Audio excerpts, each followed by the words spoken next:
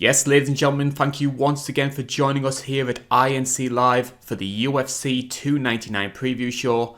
My name is Karl Bainbridge and I am joined by the man on the right hand side of my screen. He is the James Hunt to my Murray Walker. He's my friend and yours. It's Joe Neal. Joe, thank you very much for joining us.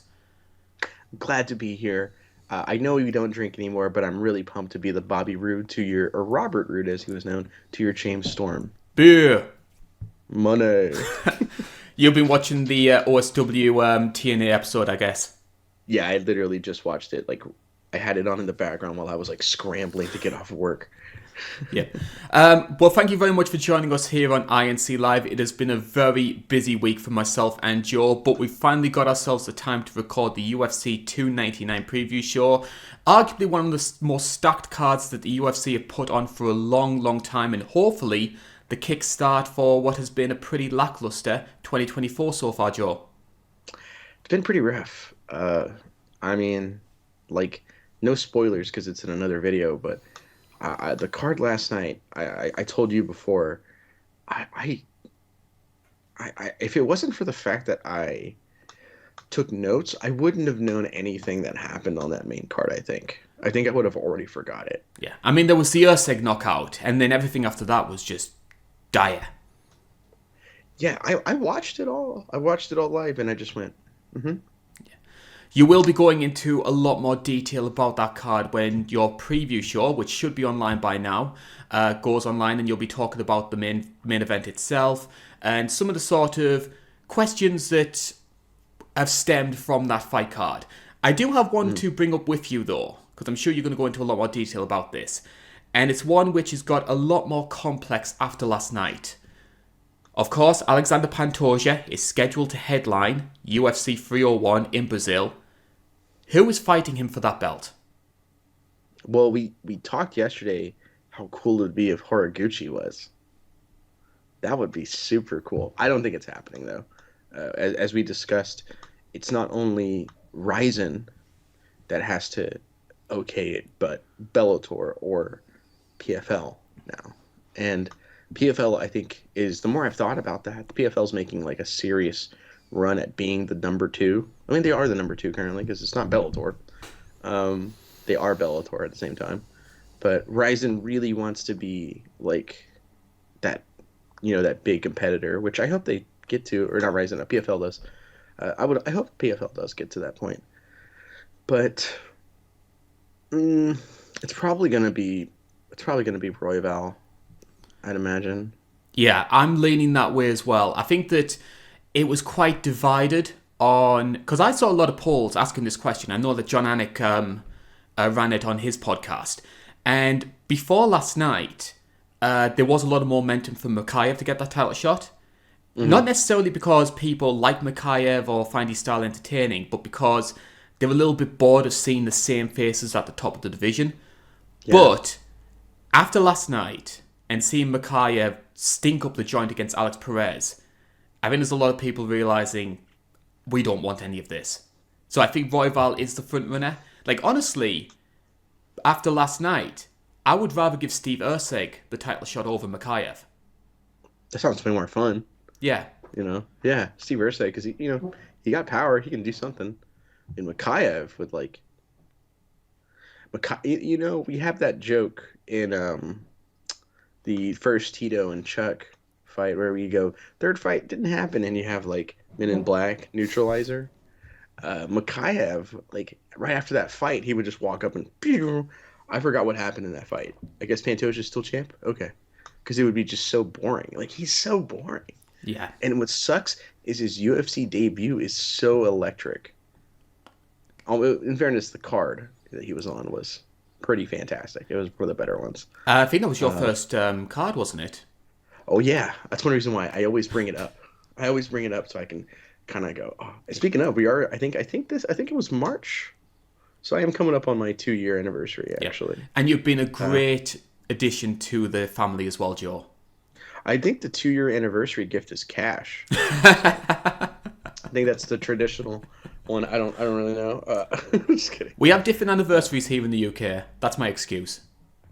Yeah. I think, have I finally broken free of my debt? No? Okay. But Yeah. I mean, his debut is fantastic, and then just woo, like just he's because he's so boring. Yeah. I thought he was going to be awesome, but Yep. I think I read a stat that the most strikes he's thrown in a UFC fight over 15 minutes is 29.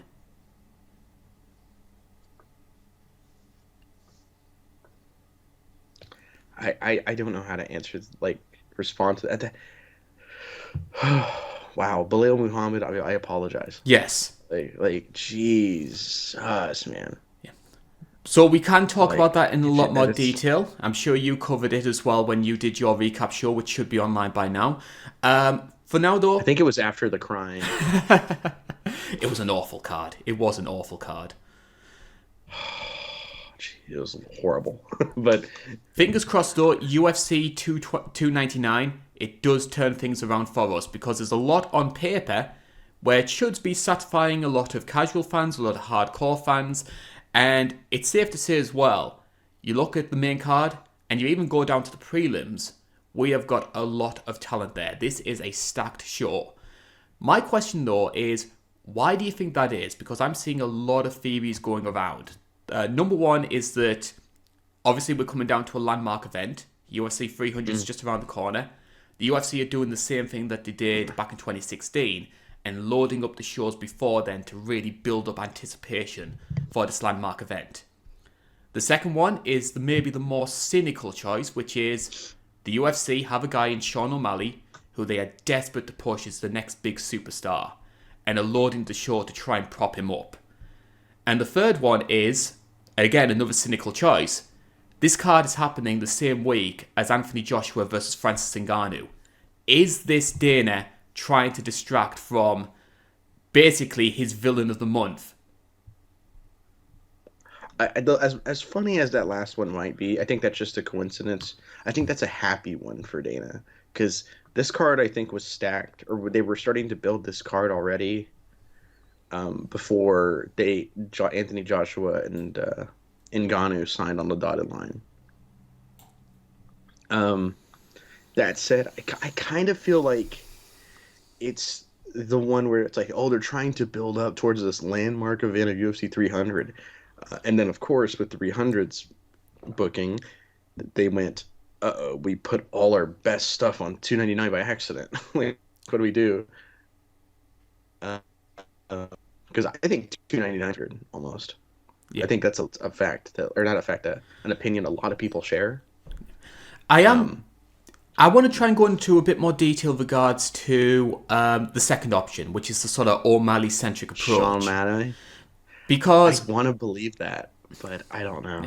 Because I have seen a lot of people, because the thing is, the people who are critical of the UFC for, say, stacking the card to favour Sean, and I'm seeing a lot of the Sean O'Malley fans who are sort of snapping back saying, no, it's a sign of Sean's star power that the UFC wanting to try and associate all these other fighters with him.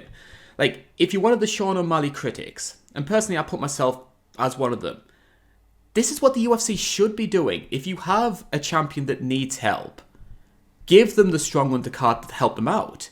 I feel the same way about other guys that maybe need propping up a bit. Like DDP maybe needs a little bit of help. Leon needs a bit of help. That's just a UFC business 101 that they try to... It's not particularly singling out Sean O'Malley.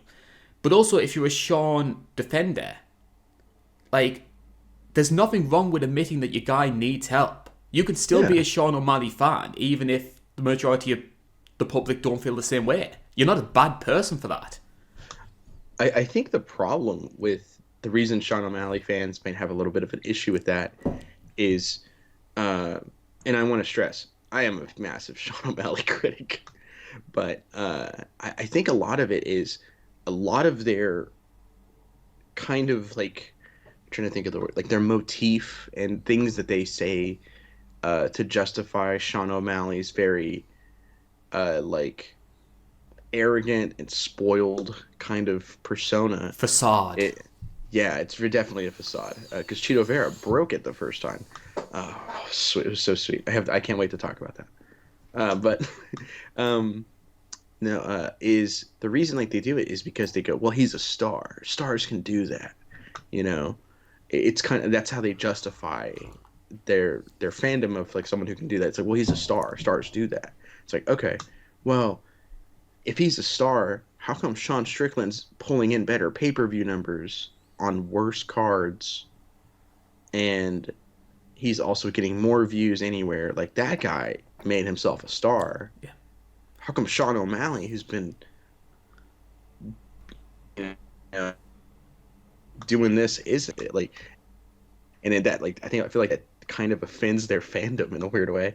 I think they're probably helping him out, but at the same time, I feel like there's just a lot of factors that really helped out Sean O'Malley here.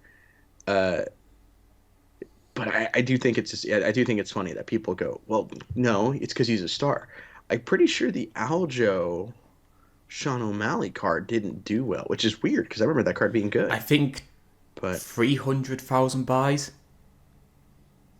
that's Middle not of the great. road. Like, if you're a star, yeah, that's average. And in fairness, I will say, to play devil's advocate here and be fair, Aljamain Sterling wasn't a star as much as he should have been. Like, Aljo should have been a star, but the first Petr Yan fight kind of ruined any chance of that happening without him being just the biggest heel.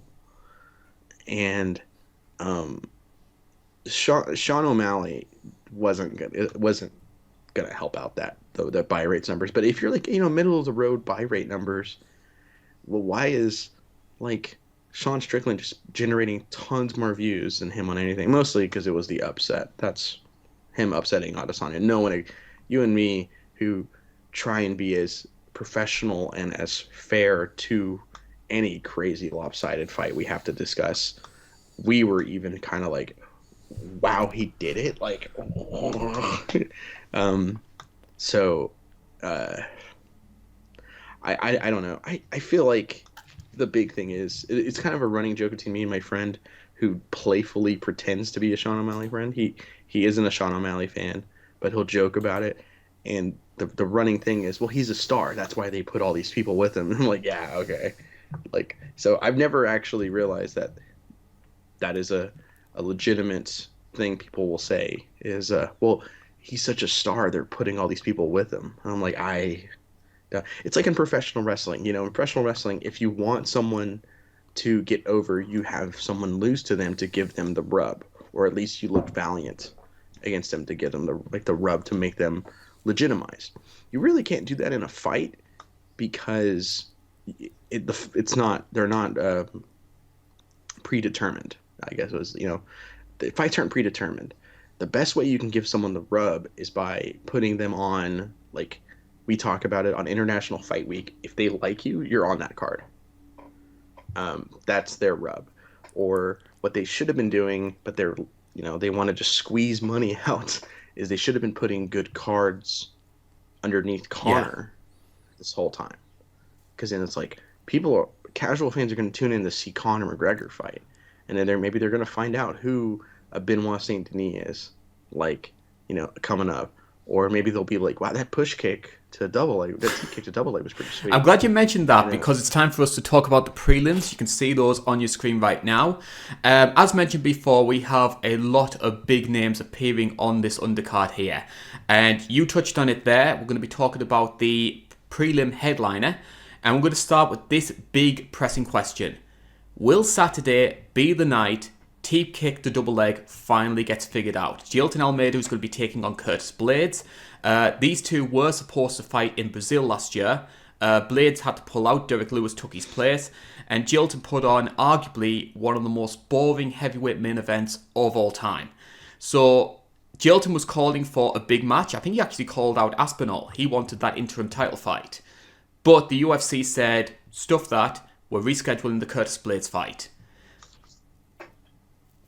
I think we are going to figure it out. Figure out that it's the greatest tactic in MMA history. No, I think it's, all jokes aside, as much as the sick part of my brain kind of wants it to work again, but I don't think it is. I think the professional in me is going, no, the analyst, I should say, Curtis Blades stops this whole streak, because the striking of Jailton Almeida is horrendous. His top game control is incredible, but no, I think he puts, unless he comes out guns blazing, you know, like just overextends and then gets taken out. I don't see it Because happening. the big intrigue around this fight is that a lot of the people that Jilton has been beating don't have that grappling base. A lot of them have been that sort of fat boy brawlers that you normally find in the sort of lower reaches of the top 15. Curtis has that grappling base, and he's a big heavyweight as well. I think he walks in around about sort of 250. He looks just like He Action does Hank, look like Action actually. Hank. Yeah, like he might have been the inspiration actually. So the question's going to be, hey, in theory, Curtis Blades is going to stuff the takedown attempts and force Jilton to stand with him. Then we're going to see what happens. And it's an intriguing fight. I think it's Curtis Blades' fight to lose, but Curtis has burnt me a lot of times. I've had a lot of faith in him on multiple occasions, and he ends up letting me down. He has burned me a lot. I thought, he could probably, like, Ngannou looks ruined. He should get that win. No, he didn't. He got KO'd. Caught. Great, awesome. Stuff like that. Like he got, blasted in the rematch of that fight. Then it wasn't Volkov. Derek Lewis. Derek Lewis. Oh man, that's a good memory for me. Admittingly, because I was on a date because I didn't want to watch that. I was like, Curtis Blades is gonna win, but it won't be fun to watch. And then as soon as the date's like ending, I get a text of like, you gotta see this KO. And I showed me and my date, and we were laughing. We were like, oh my god, that's so brutal. Yeah, he's burnt me a lot. I thought he was gonna beat up Pavlovich. I thought, he might just take Pavlovich down. If Pavlovich KOs him, though, that's the guy. And Pavlovich did. Is there an outside chance of, because we don't know what's happening with John, Stipe, and Tom yet, if the UFC do sort of bullheadedly try and go ahead with John versus Stipe, could we possibly be looking at the winner of this fighting Tom for the interim belt? Because Blades has the history with Tom, because Tom had that injury very early on in that fight. And then, of course, Jilton, you've got this big winning streak. I think with Yelton, most likely. Which, if Yelton wins without the teep kick into double leg, which is what we want. Like, as much as we make fun of that, we just want to see him win with something else. Admittingly, it's just kind of boring seeing him just do the same. Like, he can't keep getting away with it. But if he wins without that teep kick and double leg, then he's probably getting a title shot. And as funny as it sounds, putting him against Tom Aspinall feels a little cruel. I still don't feel like he's ready, but I feel like they would put him up against Tom Aspinall. But then again, I want to stress, I don't know if anybody's ready for Tom Aspinall right now. It's just what a daunting task. Like, what he did to Pavlovich really woke me to how good he actually is. Because I picked Pavlovich to win that one. I think I did too. I can't remember, but I remember being so torn. But I think I was leaning Pavlovich. Other fights on the prelims as well that of note. This one is not getting any focus at all. Gamrot versus Dos Anjos. Blows my mind that's on the prelims because Mateusz Gamrot got screwed out of a title fight in the last time he was in the news. And it's like, well, you were the backup guy, but you're only backup if we decide let's bring in Volkanovski. Like, I kind of wanted to see, especially in hindsight, with how that fight that turned out, but I kind of wanted to see Islam versus Gamrot. Because Gamrot's a hell of a good scrambler. Yeah, and he's quick. He is so quick. So it was like, man, I kind of wanted to see that. But against RDA, I love RDA. RDA, first ballot Hall of Famer because of his tenure and his track record and legacy in the cage, because he's a guy that's like, he can do almost anything. But RDA, funny enough, always struggles, I feel like, against wrestlers. So Gamrot might be able to just take him down to control a little bit. Any other fight on the prelim that you're keeping an eye out for? I've got a feeling there's one in particular. Well, let's get the funny one out of the way, because there's three I see. There's my girl Macy Barber, and it was pretty funny when I was making the notes for this a couple days ago. For Because I saw Caitlin Sermonara, and I went, "Who is that?" I was so confused, and then I clicked on the name, and I went, "Oh, it's Chukagian. Oh, this fight's not going to be very good because Caitlin Chukagian, I feel like struggles to be in a good fight. Outside of, funny enough, Amanda Hebos. The Hebos got a really good fight out of it. Yeah, it was pretty interesting. But Macy Barber, she's very salty because she thinks she beat Alexa Grasso. In all fairness, no jokes aside, she didn't. I thought it was a pretty clear. I think she beat the air around Alexa Grasso. Yeah, she jabbed up her name around her. Macy Barber is so frustratingly above average, and it just annoys me. But then she smiles, and I go, "What was I talking about?" No, but she's in my boys and gal stable. She is my gal, because I don't think she's ever going to get that title shot. I think something will happen to stop her, but this could be it. Because Caitlin Chukagian or Suminara, I probably should start changing it because I guess she got married. She's a pretty good gatekeeper for the division, like if not the best ever for women's flyweight. So there's that. Pedro Munoz, Kyler Phillips should be a lot of fun. Kyler Phillips, the guy who attacks your chin until he has no cardio left against the unbreakable chin of Pedro Munoz. Sounds pretty funny. Kyler Phillips, if anyone doesn't know, also has the exact personality of a guy who has long hair and wears sunglasses inside would have. And it's really funny to watch as just because he's such a he's like a funny and kind of cool but still a douche. It's kind of fun. Kyler Phillips is a lot of fun. He's not a guy. He's a guy you like hanging out with just to watch him say stuff, but you don't want to spend one-on-one time with him. But the big one for me that it's on the early prelims is Michelle Pajeda at middleweight. I'm excited for Michelle Pajeda at middleweight. Yeah, because that's an interesting booking for me because that was originally, I believe he was supposed to be on the main card against Wonderboy, and then that fight fell through. Pereira was forced to move up to middleweight, and he's gone from a big marquee event on the main card of, I think it was 291, and now he's on the Fight Pass prelim, Yeah. so he burned a lot of people by missing weight for that fight, I feel. It's sad, but because he was actually getting there, towards the top 10, top 5 of welterweight. Hopefully his cardio issues are gone at middleweight and his power stays. A couple of names for me that stand out. I would keep an eye on, I hope I pronounced his name right, Robelis de Spagna. He is making his UFC debut. He was a medalist in the Olympics in Taekwondo. He's going to be taking on Josh Parisian.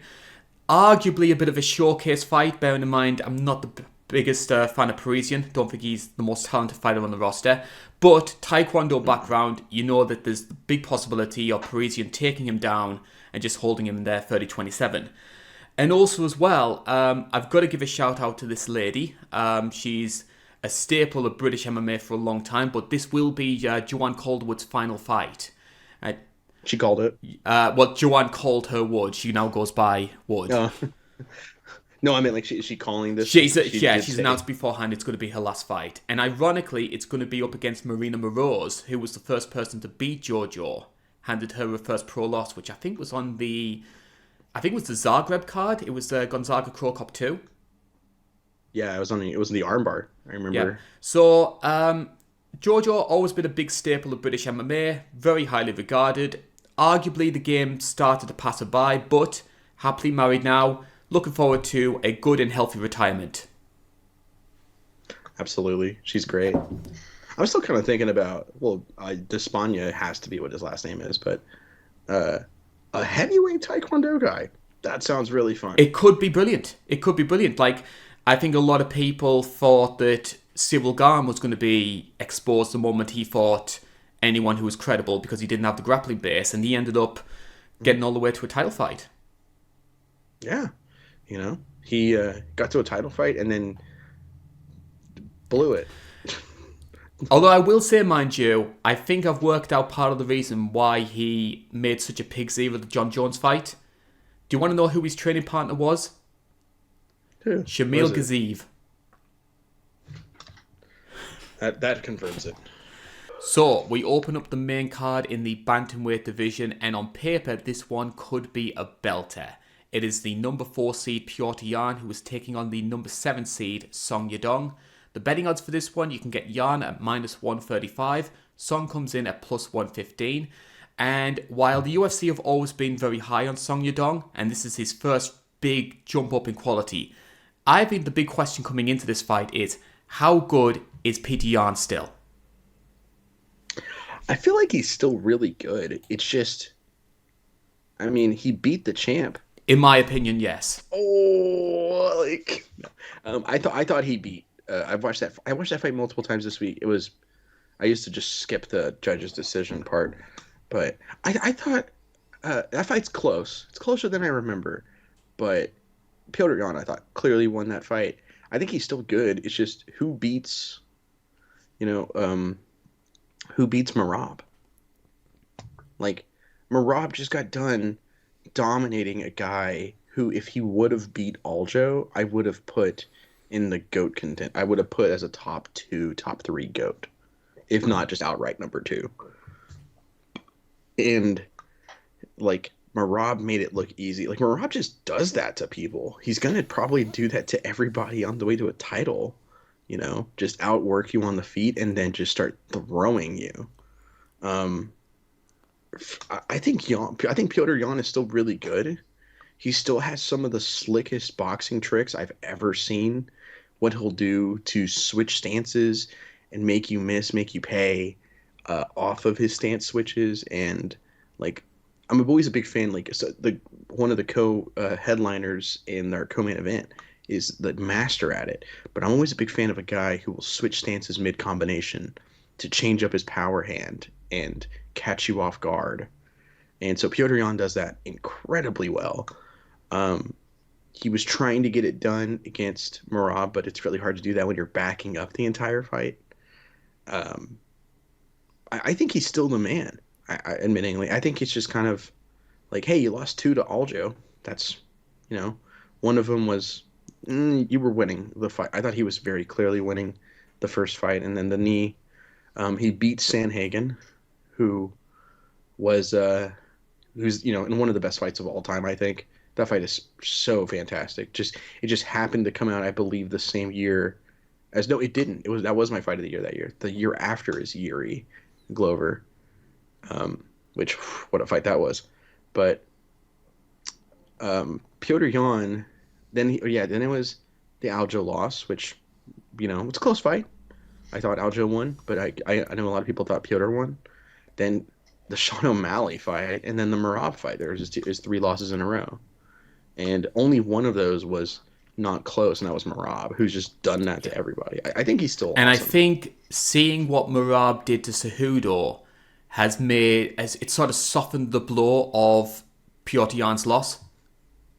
Because I do know there's a lot of people jumping off that hype train when Jan got dominated the way he did against Merab. But seeing Merab do the same thing to Henry Cejudo, it has made people realize, no, Merab is just that good.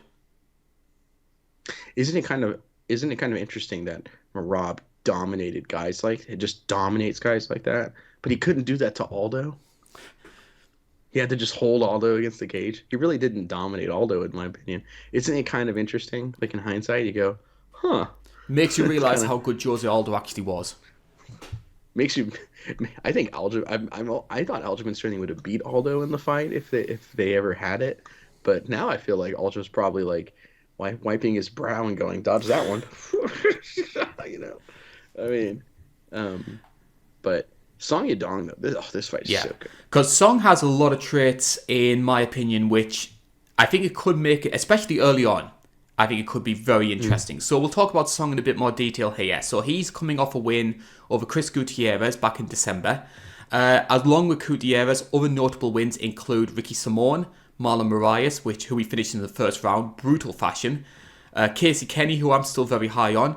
And interestingly, it was on Fight Island, Marlon Chito Vera. Oh yeah, because that was the same night. God, this is how I remember that. I was engaged at the time, so it was a bad period of time for me. I'm just kidding. But she made me miss this card. But I remember using the restroom to go and check my phone and like look at like MMA Junkie, and I saw that like people were really upset about Song Yadong and Chito Vera, and then they were just as mad about Angela Hill versus Claudia Gadelha. And I watched those fights and I went, wow, the judges got 2 fights wrong back to back. You know, I mean, in fairness, the Chito Vera Song Yadong fight is super close, whereas the Angela Hill, I thought Angela Hill actually just beat Claudia. But yeah, I forgot about that one. And is the only loss in there in that streak Yes. Corey Sanhagen? Yeah, who does that to everybody? In fairness, he just torches everybody. That for the most part, because that's probably the first big step up was Sanhagen. Yeah. But the Casey Kenny fight was also a back and forth, super close fight because Song Yadong gassed out near the end of the fight, if I remember correctly. What would you say are Song's biggest strengths? I think a lot of people have sort of penciled him down as sort of like just a big power puncher. Do you think there's more to his game than that? Absolutely. He trains at Team Alpha Male. I think he's actually the tallest guy there. But he helps tuck in Uriah Faber at night. You said that as I was in mid-drink and I nearly spurted out my tea. Apologies. That's so funny to me. Song Yadong. Now I think he has actually really good technical hands. He hits hard, but he attacks the body well. I think his kicks are good. His kicks feel like a means to an end, though. Like he's not kicking to inflict damage. He's kicking to open up his hands, which I personally really like. You know, kicking hard is awkward. It's really hard to learn how to kick hard. It's because it's not something you naturally do. Everyone grows up throwing punches and it's really easy just to get to teach you the right way. Teaching someone how to kick hard is a little awkward. Even though I'm sure he would kick my leg off, but I like that he uses his kicks to open up his hands. I think that's really cool and really slick way to do it. But he's been working on his wrestling, his counter wrestling, and his defensive wrestling and his offensive wrestling. And I'd imagine, being at Team Alpha Male, you have to have a fantastic guillotine. Because we talk about the 3 rules all the time of Team Alpha Male. Number 1 is you got to have a guillotine. Number 2, you got to have an overhand right. And number 3 is FTK Dillashaw. Like, Team Alpha Male. Where's Cody Garbrandt at to back me up on this? Yeah, Team Alpha Male. Yeah. So I mean, he has to have those tools. Like unironically, he has to have those first 2 tools.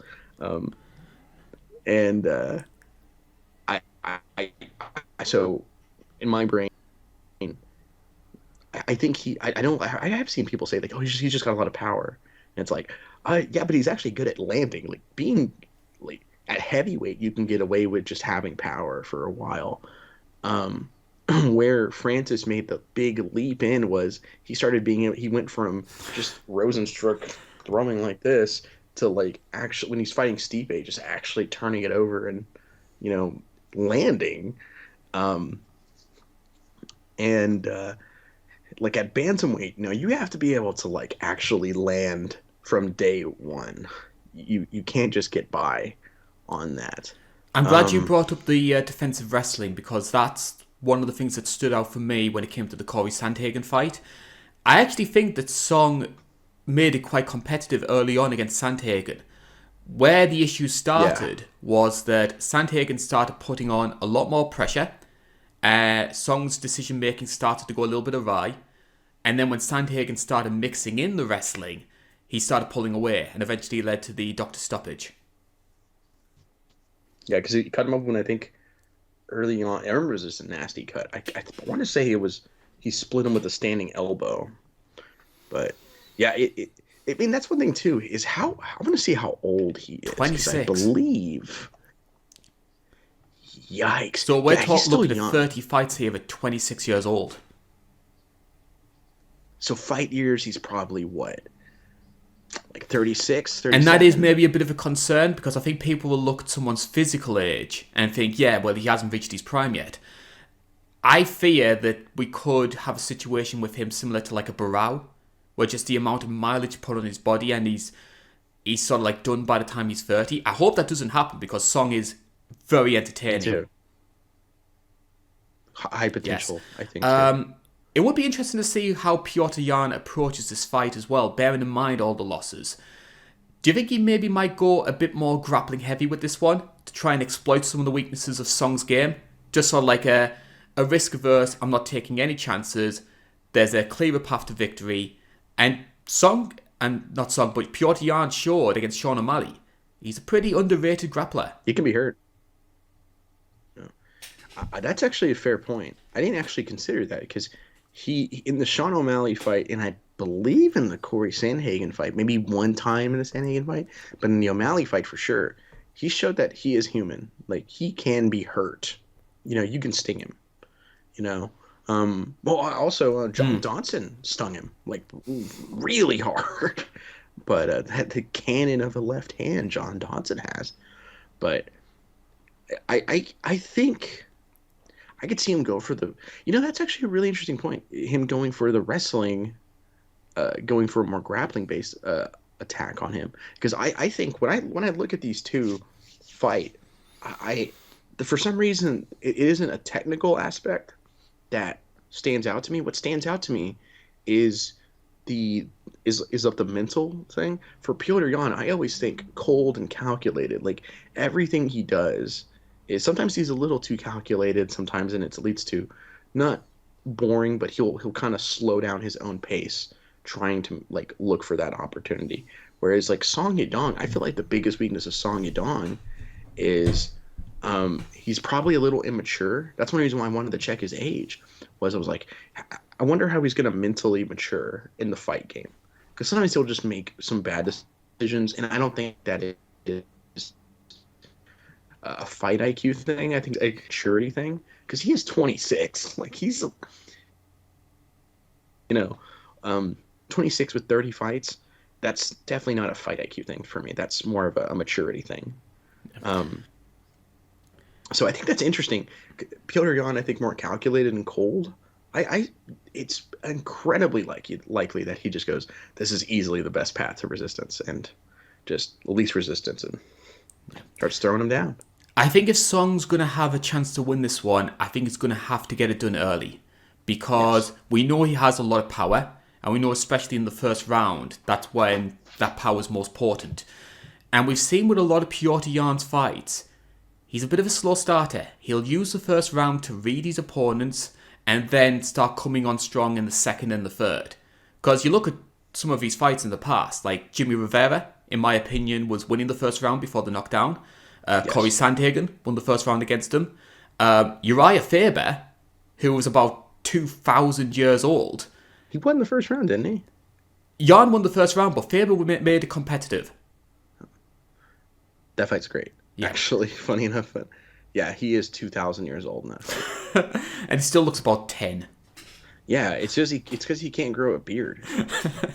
No one wants to shave. He has to shave that hairy butt crack. I just made the preview show a Patreon exclusive with that.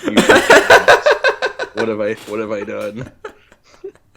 Nair hair removal. Yeah. Which way are you going with this one, Joe? I was leaning Petr Yan coming into the preview show. After talking with you and kind of thinking out loud and stuff, I'm still sticking with Petr Yan. I think he's gonna survive the first round, and I think just kind of take over. Especially I also have some cardio concerns with Song Yadong as well. I'm probably just thinking of the Casey Kenny fight, but I feel like Piotr has the better gas tank, and I could see Song Yadong kind of. I could see Song Yadong like blowing his cardio wad. Yeah. I had to be careful with the wording there. Yes. Yep. We want to try and keep this PG. Yeah, Simpsons level is what our probably we can get away with. I'm also picking Jan for this one. I'm going to say it's by unanimous decision. I can see a competitive first round. I can maybe see Song having some moments in the first, but Jan pulls away in the second and the third. Yeah, couldn't agree more. Yeah. Fight number 2, and we are going up to the welterweight division, and this is the number 4 seed Gilbert Burns, who is taking on the number 11 seed Jack Della Maddalena. The betting odds for this one, incredibly close. Jack Della actually comes in as a minus 120 favourite. You can get Gilbert in at plus 100. So, as we're seeing a lot during this card, and especially on the main card itself, prospects versus veterans. It's definitely what it feels like, actually. Now that you really look at it, there's definitely a theme here. Yeah.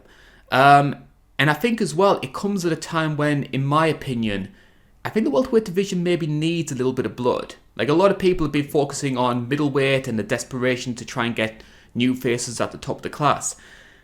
People have sort of overlooked the fact that welterweight's starting to get a little bit stagnant. Yeah, Colby Covington fighting once every 5 years is kind of frustrating, especially when you realize, like, especially in this last fight, it looked like he blew, he just kind of lost all his prime, wasting time talking smack on the corner.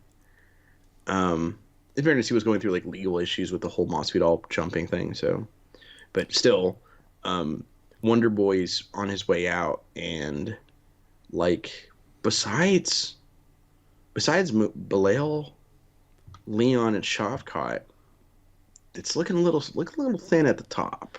And Bilal's 35 as well, so his time at the top might be coming to an end soon enough as well. Yeah, that's very fair. Yeah. All right. So we'll talk about Gilbert Burns in a bit more detail here. A 22-6 record. So notable wins on there include Jorge Masvidal, Neal Magny, Wonderboy, Tyron Woodley, Damian Maia, and Gunny Nelson. Also the honorary win by being the first person to really sort of push Khamzat to the brink. In a lot of people's cases, actually win that fight outright.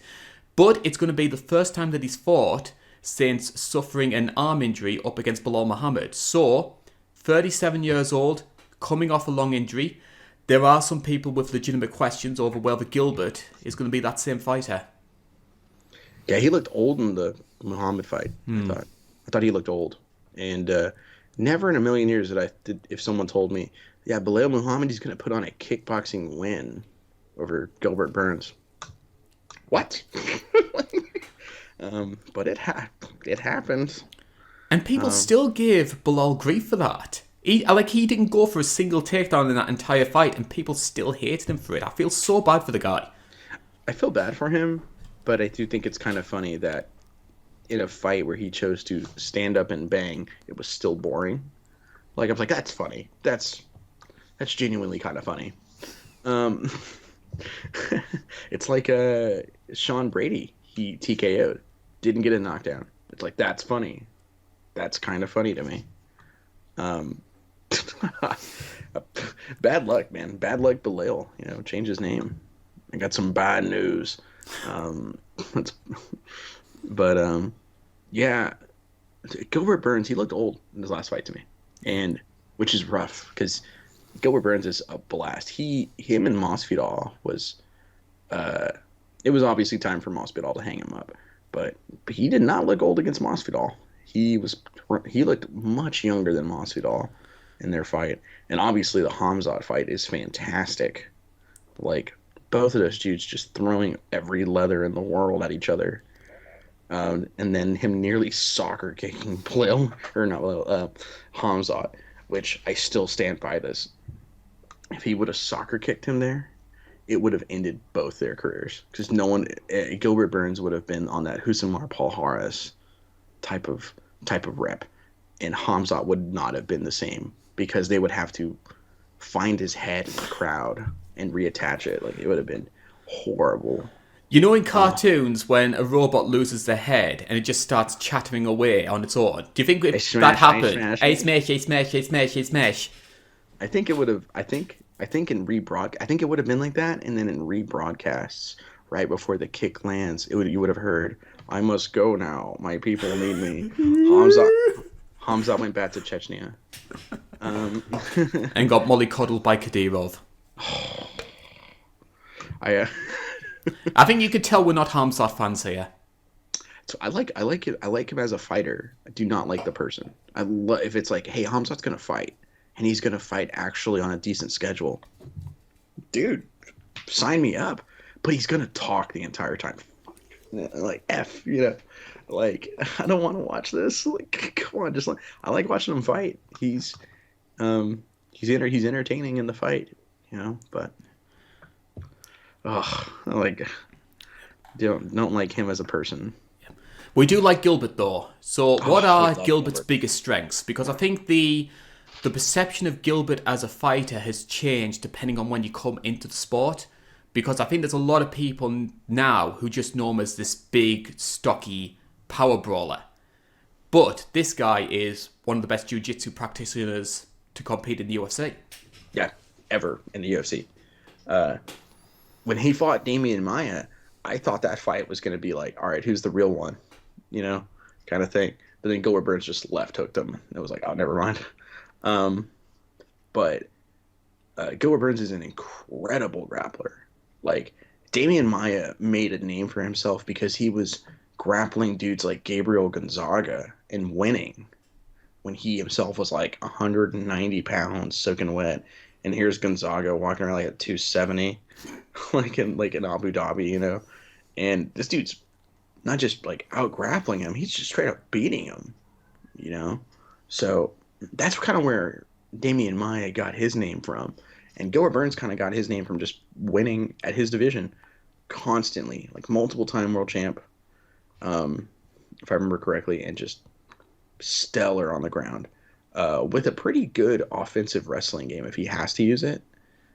But obviously, as you kind of said, or as you straight up said, everyone kind of remembers him for that power he's got because ever since he jumped to like at lightweight he had power, but no one talked about it.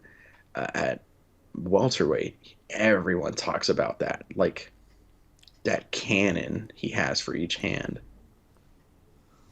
And I'd argue he was one of the biggest sort of beneficiaries of the sort of lockdown era Mm, because after the move to 170, obviously a lot of fights started falling through and the UFC was sort of patching together these fight cards to make things happen. Gilbert seemed to be the only person who was saying, hey, you know what? I'll step in. yeah, I'll take advantage of this opportunity. And he blitzed up the rankings because I think he just entered the rankings when lockdown happened. He stepped in to fight Damian Maia on short notice, won that fight, and then stepped in on short notice again to fight Tyron Woodley. So within 2 fights, he was in contention for the belt. And in my personal opinion, bit of a hot take here, I think if him versus Usman happened at UFC 251, he didn't have to pull out the fight. I think he would have won that fight. I think those extra 6 months Usman had working with Whitman brought his striking up to such a level he was able to beat him. probably. Honestly, that's a great point. I mean, that's another thing too. We've talked about how welterweight's the diva division, and Gilbert Burns. We've also said is like the one guy who's like, nah, I don't care. I'll fight that guy. Yeah, Yeah. like he's always kind of had that attitude, and it really helped in COVID, and it really helps still now because he's just like, no one wants to fight JDM. I'll do it. Why not? One big weakness of Gilbert's game, though, is he does have an issue with jabs and straights. And that Yeah. brings us on to one of the guys who, in my opinion, is the best at them. Jack Della Maddalena, 16-2 record. His last fight came against Kevin Holland at Noche UFC. Along with Holland, other notable wins during this run include Randy Brown, Danny Roberts, and Ramzan Ameev, who I think he was the first person to stop Ameev in like 8 years. So maybe Ameev isn't the most exciting fighter in the world, but that's a big feather in his cap. He lost his first 2 fights and has been unbeaten since. Just running through them all with just outboxing everybody. Like, I think that's one thing that has really changed in mixed martial arts recently is we are seeing great pure boxers starting to come to the forefront now. It's nice. I'm a big boxing fan, so I love it as like an art form in a sense.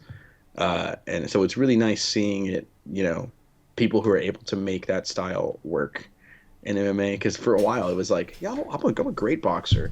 One low kick later, never mind. Oh, I got taken down, you know.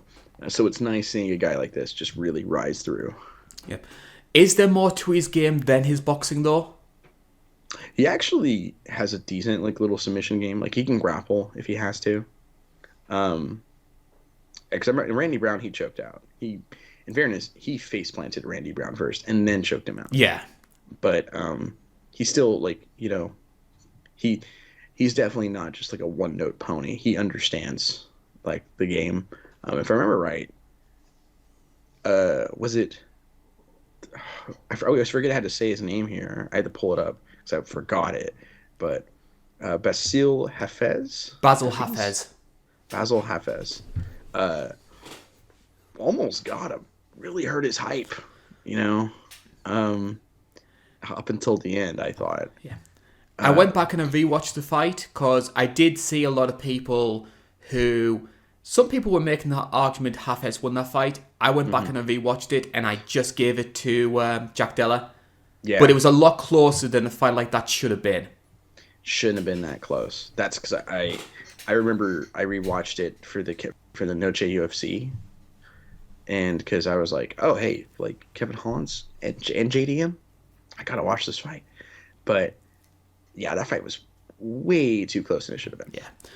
Just that said, this is a huge step up, and I mean, if you like knockouts, this guy has 11 of them and 16 wins. He's mostly known for KOing people. And he's going up against a guy in Gilbert who I think there were some question marks about Gilbert's durability beforehand, especially when he was a lightweight. Yeah. But again, he was dehydrating himself so much to get down to a weight that, in my opinion, wasn't natural to him. I think that his durability has improved a lot. So it is going to be interesting to see whether Jack does have the power to try and crack Gilbert, especially at 37 years old. Are we looking at striker versus grappler here? Is this simply going to be a case of can Jack do as much damage as he can before Gilbert gets a takedown? I personally don't think so. I think Gilbert's kind of wild, like Gilbert's like, hey, like he tried standing up with Wonderboy for a little bit. So Wonderboy hit him and was like, oh, never mind, hold on. But I could see Gilbert like maybe hitting a shoulder, hitting contact, and going, okay, maybe I can get a little closer to landing. And he gets kind of lulled into that boxing rhythm against JDM. I don't necessarily see it as a flat striker versus grappler matchup because Gilbert can do both, and he's confident in both. So I don't necessarily see him just being like, okay, I have to come in there and take him down. I think I could see him striking with JDM for a little bit and hopefully for him not getting lulled into like the pure boxing match because that is not where Gilbert wants to be. But JDM is not going to win on the ground if so. No, and that's the big concern I do have about JDM. You brought up the Basil Hafez fight, and even though I think that JDM did enough to win that, the big issue I had coming out of that fight was his decision making in the grappling, because this guy was like jumping for guillotines and he was putting himself in dangerous positions when he didn't need to, and you got away with that against short notice Hafez. You're not going to get away with that against Gilbert Burns. Yeah. It's like kind of similar to what I was saying with Song Yadong. It's a maturity thing, I think. Yeah. You kind of get so used to just getting that finish, you just do something, just hoping you can get it. Keep up your momentum. Yeah. And that's not what he needs to do. Was the Kevin Holland fight closer than you remember too? I scored it for Jack Della, but it was a split decision. Same here. I scored it on the rewatch, but I remember that fight being closer too. or I remember that fight being a little bit more JDM favored. It was a lot closer on this rewatch than I remembered it being. But a good fight though. Yeah. Like really good fight though. If this was a prime Gilbert Burns, I'd be leaning towards him.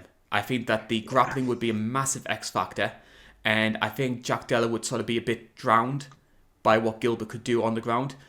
With that being said, a long layoff for an injury, 37 years old, I think we're looking at Jack Della breaking into the top 5. I'm picking him unanimous decision. Same here. Exact same reason. Man, the big thing is, man, Gilbert looked so old against Belal Muhammad. I don't know if that's just a Belal Muhammad thing because all his fights feel like they're underwater. I mean, by the way, I want to stress, I've been giving him Belal Muhammad a lot of crap. I think he should have been the 300 main event. Yeah, because He more than earned it. Yeah, in my mind. Mainly because, as we've seen with UFC 301, like they basically had to ramshackle 301 to give UFC 300 a main event because they were that scared about Leon versus Belal headlining, and I think that's so sad. Imagine being the clear number one contender, and the UFC is so worried about you on a business standpoint that they don't want you to get a title shot.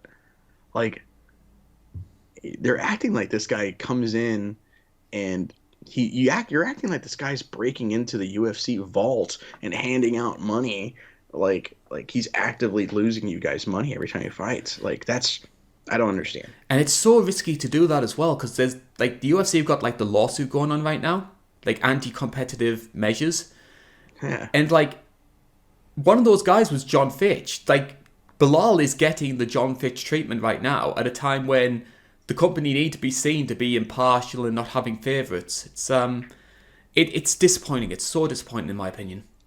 My thing that it kind of blows my mind is, what if Belal Muhammad says, "Fine, I don't care. I'm leaving." Like, doesn't re-up his contract because of this treatment, never gets the title shot, all that. So he dips out and he goes over to like Bellator and loses. It's like, dude, because he's old. He's getting older, and him just sitting on the sidelines is just, increasing the chances of him losing his next fight because of age. It's like, oh, great. The guy who was the clear number 1 contender just lost to AJ McKee in a weird catchweight fight. I couldn't think of anyone. Jason Jackson. Oh, yeah, that's the guy right now, right?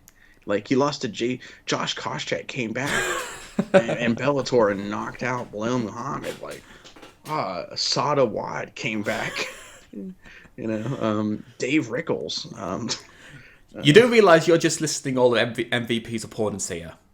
Josh Koscheck wasn't on there. Yeah. But Dave Rickles was. Yes. Because I used to like Dave Rickles back in like the old lightweight Bjorn Rebney tournament days. It's a good thing you mentioned MVP there because he is the subject of our third fight. He's going to be making his UFC debut up against the number 13 seed Kevin Holland. Holland comes into this one a minus 120 favourite. You can get MVP at plus 100. So, Joe, there are going to be a lot of people watching this show right now who aren't sort of big MMA super fans. They'll only watch the UFC, probably watch the main card, but not really sort of like get into sort of intangibles outside of that. So there's a lot of people that won't know who Michael Venom Page is. Sell us on him. Like, why are people so excited to see this guy in the UFC? I got it, I think. Like, have you, in this current day and age where, where TikTok, all the trends there, maybe you want a fighter who is an incredible, flashy striker that is always making pop culture references, like throwing a Pokeball at a guy, or, oh, he's got Thanos' Infinity Gauntlet, oh, he will put on incredibly looking KOs while making a complete fool of himself and being a giant meme. And the best part about it is, like, from a promoter standpoint, if you want him to be exciting and get fans to like this guy, you only have to pay him, because you just got to give the trash guy, and not Danny DeVito. Yeah, not the trash man. You got to get a local, guy who hasn't fought in 5 years and an absolute can to fight Michael Page, because he's only KO'd guys that have Wikipedia pages.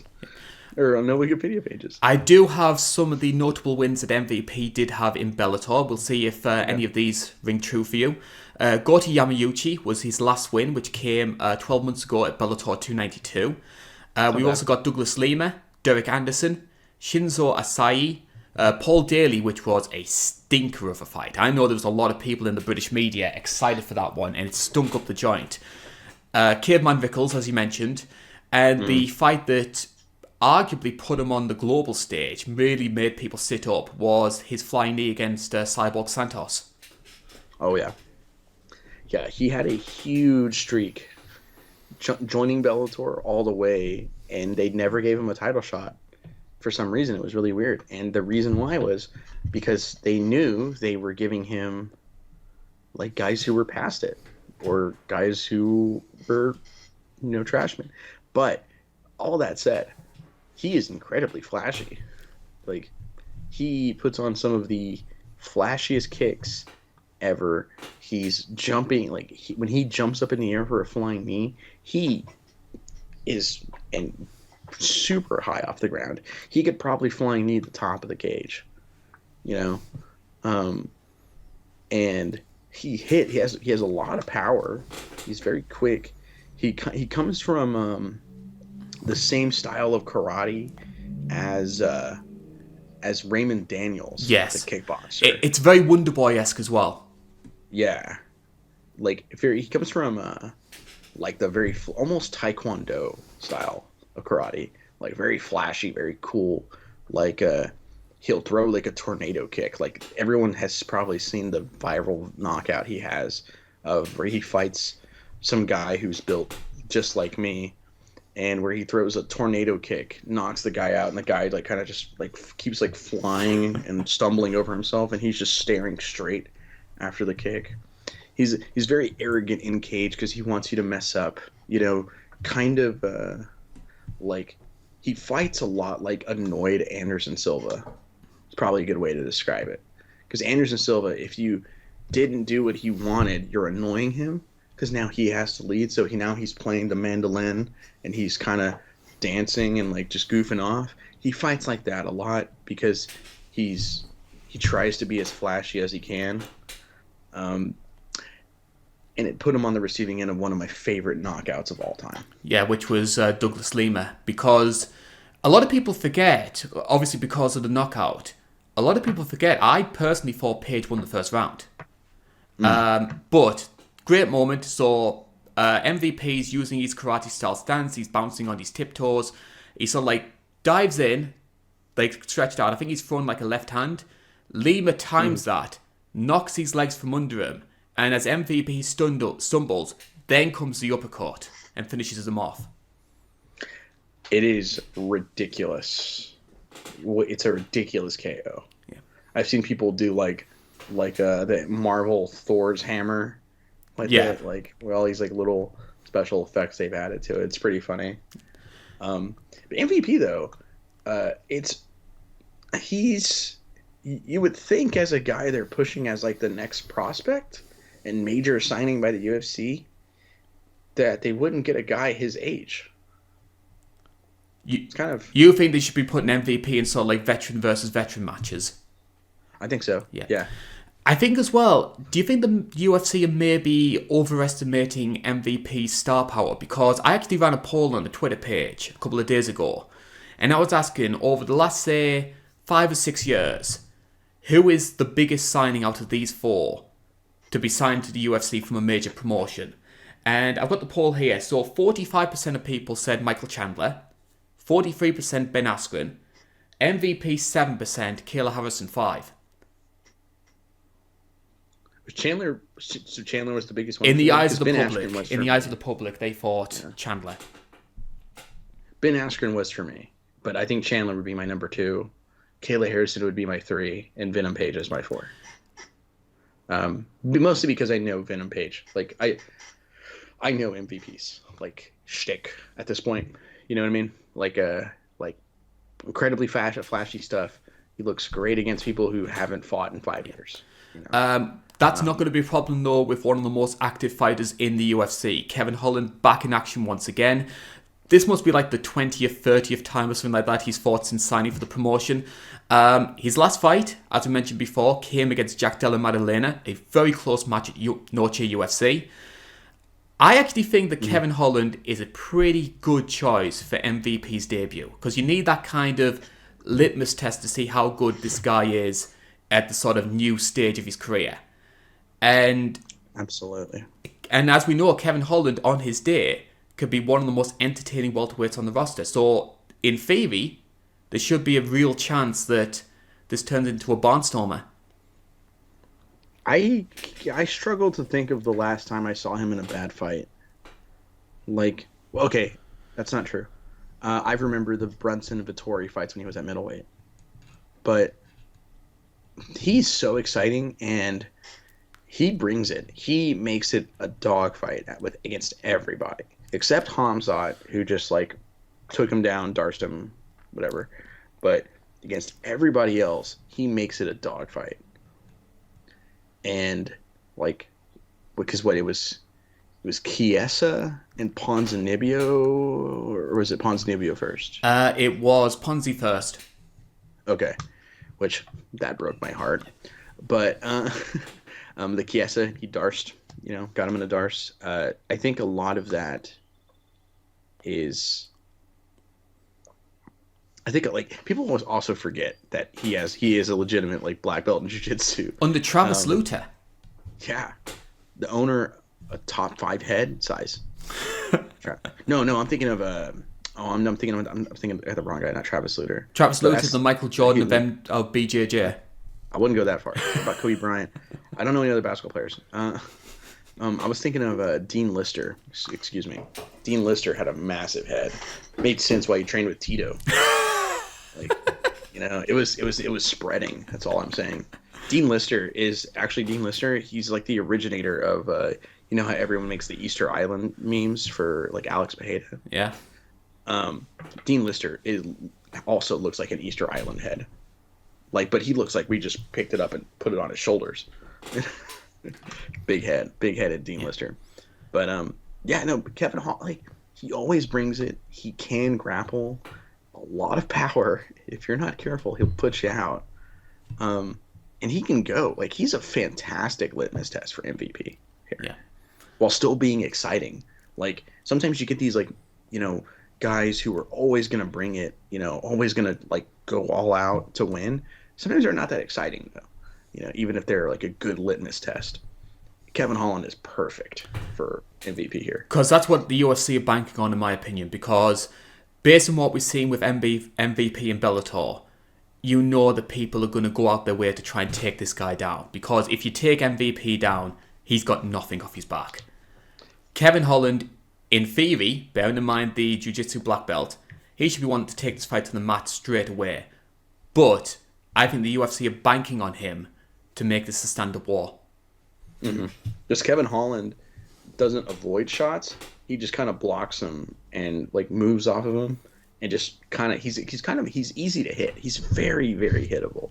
That's what made the Wonder Boy fight so good, because he's really tough. And Wonder Boy and him just beat the hell out of each other, with Wonder Boy cracking him with everything but the kitchen sink. And they probably saw that and went, hey, this guy is not only good, so he is credible, but here's a guy who fights similar to MVP that just lights him up. What if MVP does it? The one concern I have regarding this fight, I think a lot of people are sort of framing this as it's going to be like a stand-up war. Mm-hmm. I have seen times when MVP can be a little bit... He'll play it safe if he feels there's a power coming back his way. That's part of the reason why the Paul Daly fight played out the way he did, because we know Paul Daly hits like a truck. And I think MVP was a little bit, I'm not too sure whether I'm going to take too many chances, and it turned into a clunker. Do you think there's a chance that could happen? Bearing in mind Kevin Holland also hits hard? It'd be really funny because Kevin Holland would probably be telling us how boring the fight is.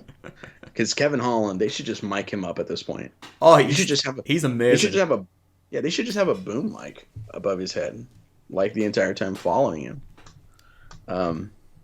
I still think he's so funny, but I legitimately could see that. I hope not.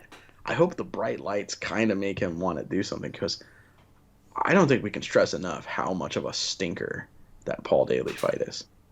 Paul Daly, for the record, also booed one of his own fights he was in. And like why do you want to watch this? This is shit. Turn it off, turn it off. Like it's so funny. It's so funny to me. Um, Paul Daly booed one of his own fights, and somehow I would rather watch the John Fitch fight than that MVP fight again. Like just straight up with Paul Daly. So I could see it. I could see that fight. I could see MVP not wanting to do that. And Kevin Holland, as he's chasing him, trying to get him to like fight, because Kevin Holland has good offensive footwork, but he's kind of impatient sometimes.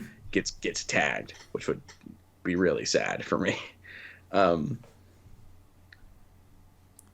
man, I'm kind of curious what you're leaning towards because I feel like I'm leaning towards Kevin Holland.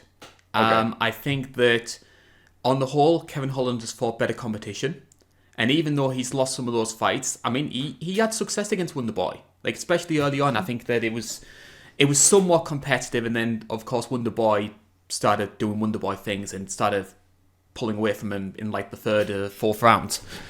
So that's a concern for me. I also think that MVP's age as well, because he is getting up there. I think once you're past 35, and I know Luke Thomas has kind of turned this into a meme, but it is a concern. It is the point when you do start to think, maybe I do need to err on the side of caution when picking this guy because there's inevitably going to be a physical decline.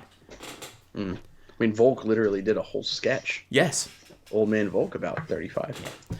You know, it backfired pretty hard. So if you were a fighter over 35 who ends up winning the belt, you've got to be pretty special, haven't you?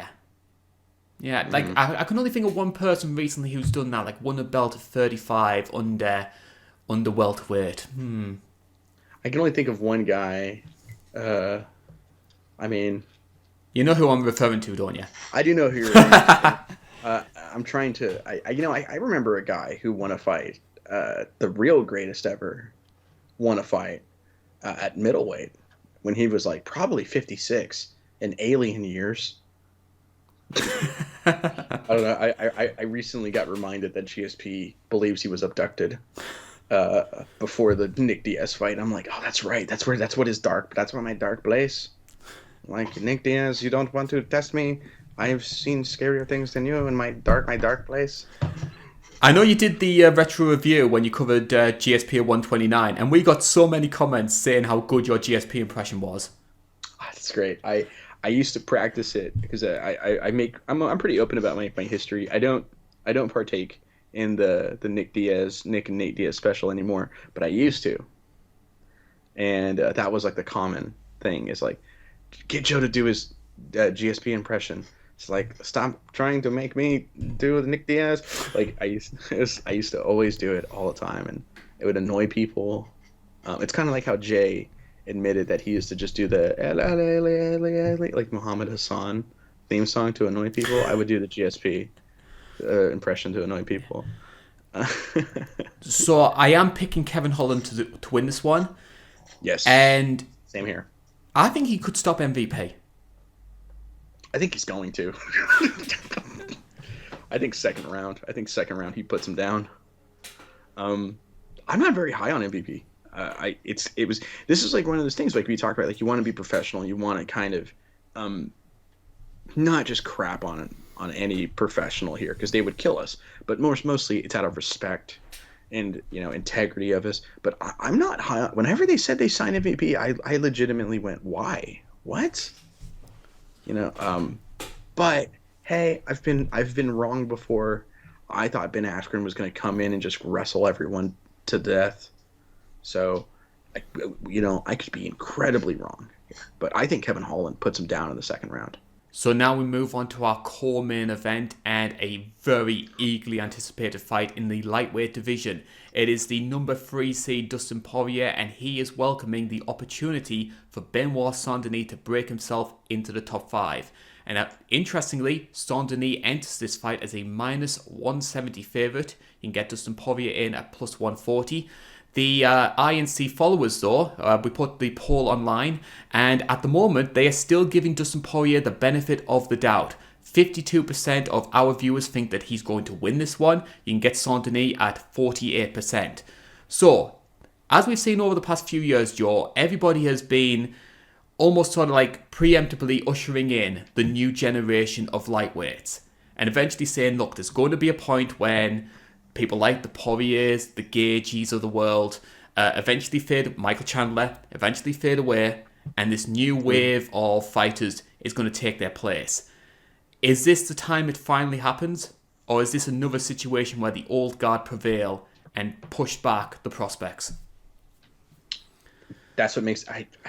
I don't know. I feel like the thing about this one is spoiler, I am picking Dustin to win this, but I think it's mostly because there's such a massive jump up in competition.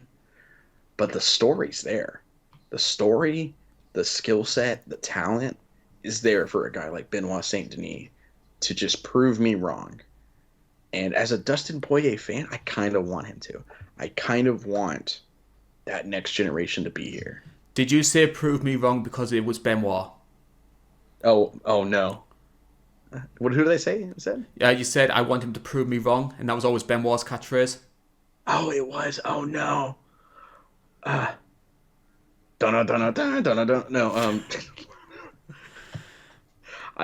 I'm trying my hardest not to make those jokes. Yeah. I always have a note that says, "Don't do it, Joe." Red Dead jokes are okay though with Saint-Denis. Yeah. Oh, you know what? Saint-Denis. That was Red Dead 2, wasn't it? Yes. There's a vampire in Saint-Denis. I remember sitting one night and hunting a serial killer, and it turns out he's a guy who thinks he's a vampire. Good game. That was good times. Yeah. But yeah, I Benoit Saint-Denis is he's young. He has submissions and knockout power. He can take you down, beat you up. He can strike with you. He can kick with you now, as we're now starting to see. He had that head kick over Matt Frivola. Brutal knockout, by the way. Brutal. Great fight, too. I remember you and me were talking about, this fight's actually really good. Why are people complaining about it on the main card? And it was awesome. That's a scary task for Dustin Poirier, but I'm sure he's kind of used to it at this point. I kind of get that vibe of Brad Pitt in Inglourious Basterds, where he's like, "Nah, I've fought tough up and comers before. I think I'll be all right." I kind of see that from Poirier. I'm sure he's fine. Yeah. We've seen a lot of the sort of middleweight fighters, not middleweights. We've seen a lot of the lightweight fighters who the UFC have tried to prop up and say they're going to be the stars. Sarukian managed to break through. And personally, I think he's going to be Charles Oliveira at UFC 300, but that's a question for another time. But outside of that, you look at people like Garam, Fizayev, Joel Alvarez, Ismagulov. They never broke through. Do you think that was them having flaws in their game, or do you think the old guard was just a lot better than people expected them to be? I think Fizayev can still break through, but I think a lot of it is that old guard is still ready to cling on. It's not quite, not yet kind of thing.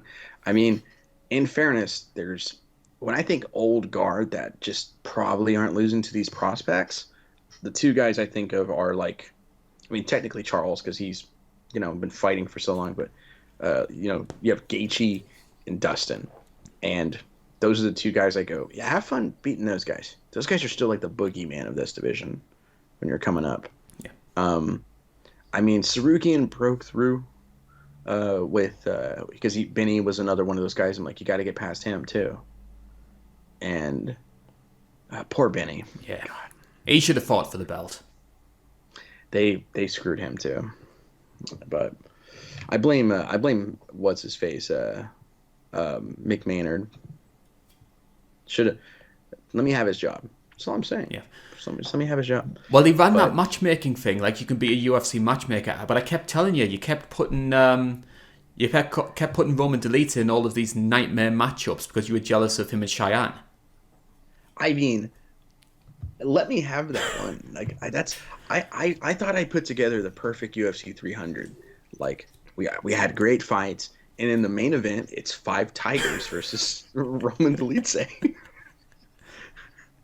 It's remember like back in the day when they used to do Face the Pain, and then like they would have the gladiator do it.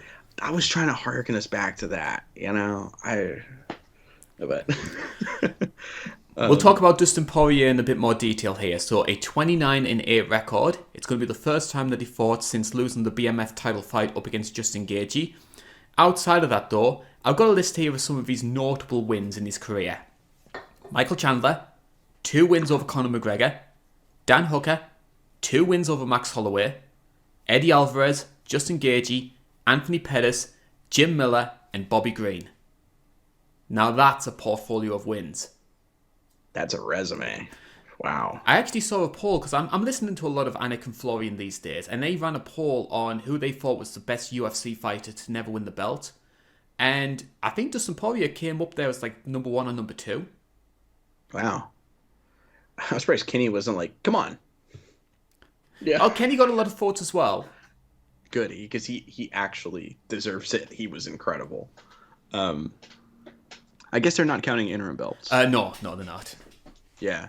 See, I would put Dustin up there then. I would, if we're not counting interim belts, which I think is just kind of a person-to-person preference, then I would put Dustin up there. Hendo as well. I know you count the tourney win, but yeah, no one really does except me. So Hendo would have to be number 1 then. You could call it Carlos Condit too. Jeez. Oh man. You know, sadly John Fitch you got to talk about. Just for the winning streak. Yeah. Like, because there was an era where it was like, wow, you're clearly the number 1 guy. What are you going to do against GSP? Oh, never mind. Like, you know, shows you how good GSP was. Yes. So why do you think that Dustin Poirier has stood the test of time? Because I think there has been a real transformation, especially going from featherweight to lightweight, in terms of the way he approaches fights these days.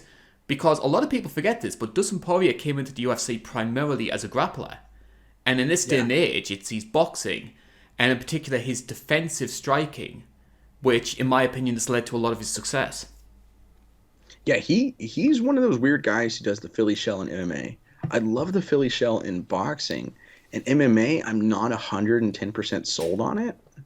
Mostly because of things like kicks, head kicks being the biggest weakness, which, as we saw in the Gaethje fight, which I still think you and me were correct in saying that, like, that fight was on its way to being as good as the first one until it ended. Like, which is sad. Like, you get to see a highlight like that. But Herb Dean did Macho Man him though. And Herb Dean's so weird. Yeah, time to retire, bud. But Dustin will do the Philly shell, and I will never forget Max Holloway telling his corner, going, I don't know, he's blocking weird, because he's just hitting bone over and over when he's trying to attack him with like straights and combinations. Like, he's just hitting shoulder or elbow or fist whenever he's like just rolling on him, and then would counter. It gave Conor a lot of problems, who is, as much as I crap on him, who is a good striker. And he started adding, like, everyone goes, oh, he started adding kicks to his game. He's not the best kicker, but he can kick, you know?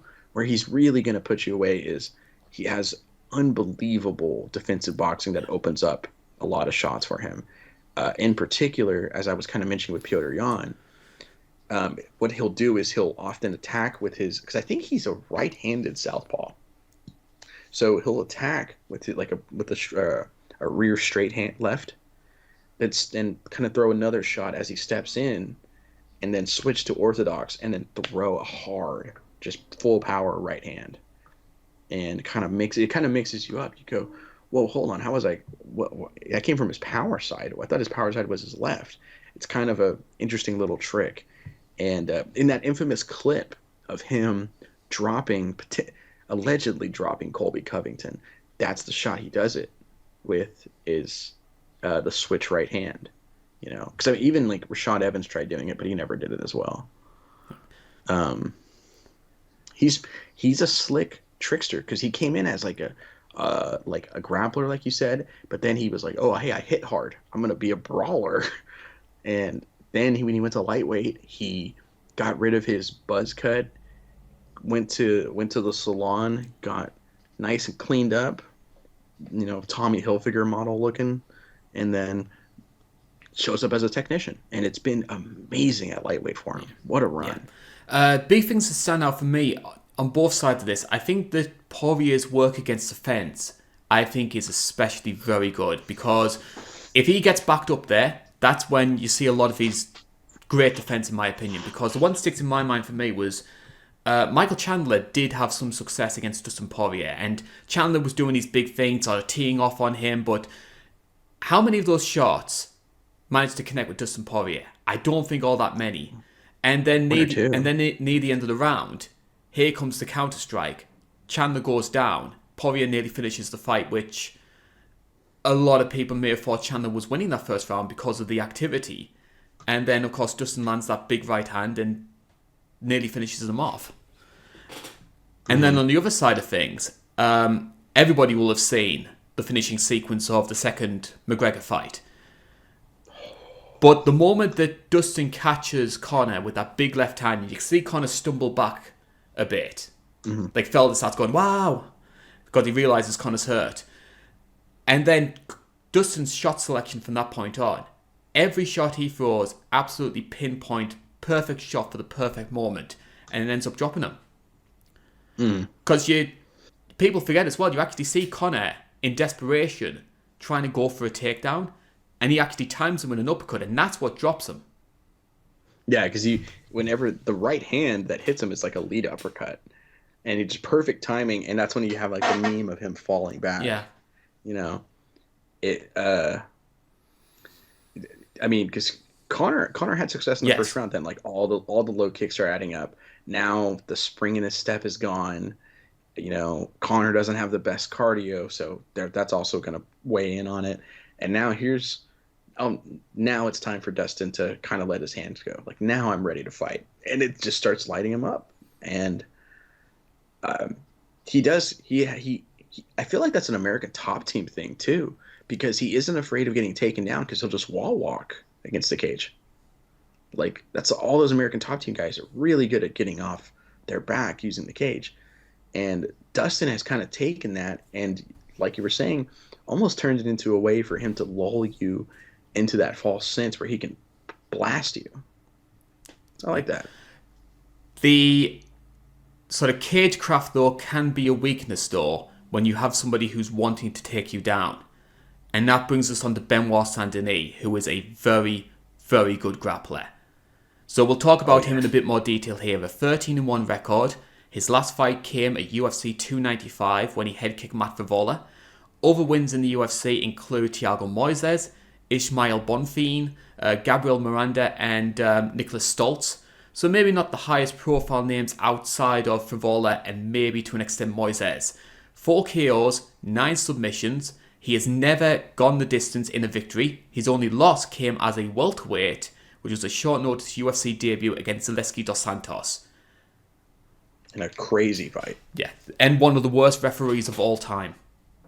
Yeah, because shouldn't they've stopped it for Zaleski? Yeah, well, Zaleski was teeing off on him, and it was clear that BSD had nothing left. But the referee, for whatever reason, just kept it going. And I think it was later found out that he had like a history of stopping fights incredibly late. Because I remember thinking at the time, I was like, wow, this guy's never going to be the same again. And now look at him. Yeah. So, I mean, I guess it worked out, but still it was really bad. Yeah. Do you think that what happened against Zaleski, do you think that maybe is a cause for concern when looking at BSD? Because I was looking at some of his stats, and this guy absorbs, I think, 5 to 6 shots in a round. 5 to 6 shots a minute, which is way higher than the average at lightweight. Yeah, you would expect a guy who's like a super prospect at lightweight to not be hit very much. But no, he tanks everything. Like he just takes it, and it's alarming, you know. He's really tough, but you have to wonder how long does that last, you know. Yeah. Uh, it's kind of rough to. It's kind of alarming, especially because he's 27, I believe. I think. So yeah, he hasn't entered his physical prime yet. Yeah, and he's taken a lot. 20, he's 28. He just turned 28. He's a year younger than me. I hate him. Yeah, I hate him.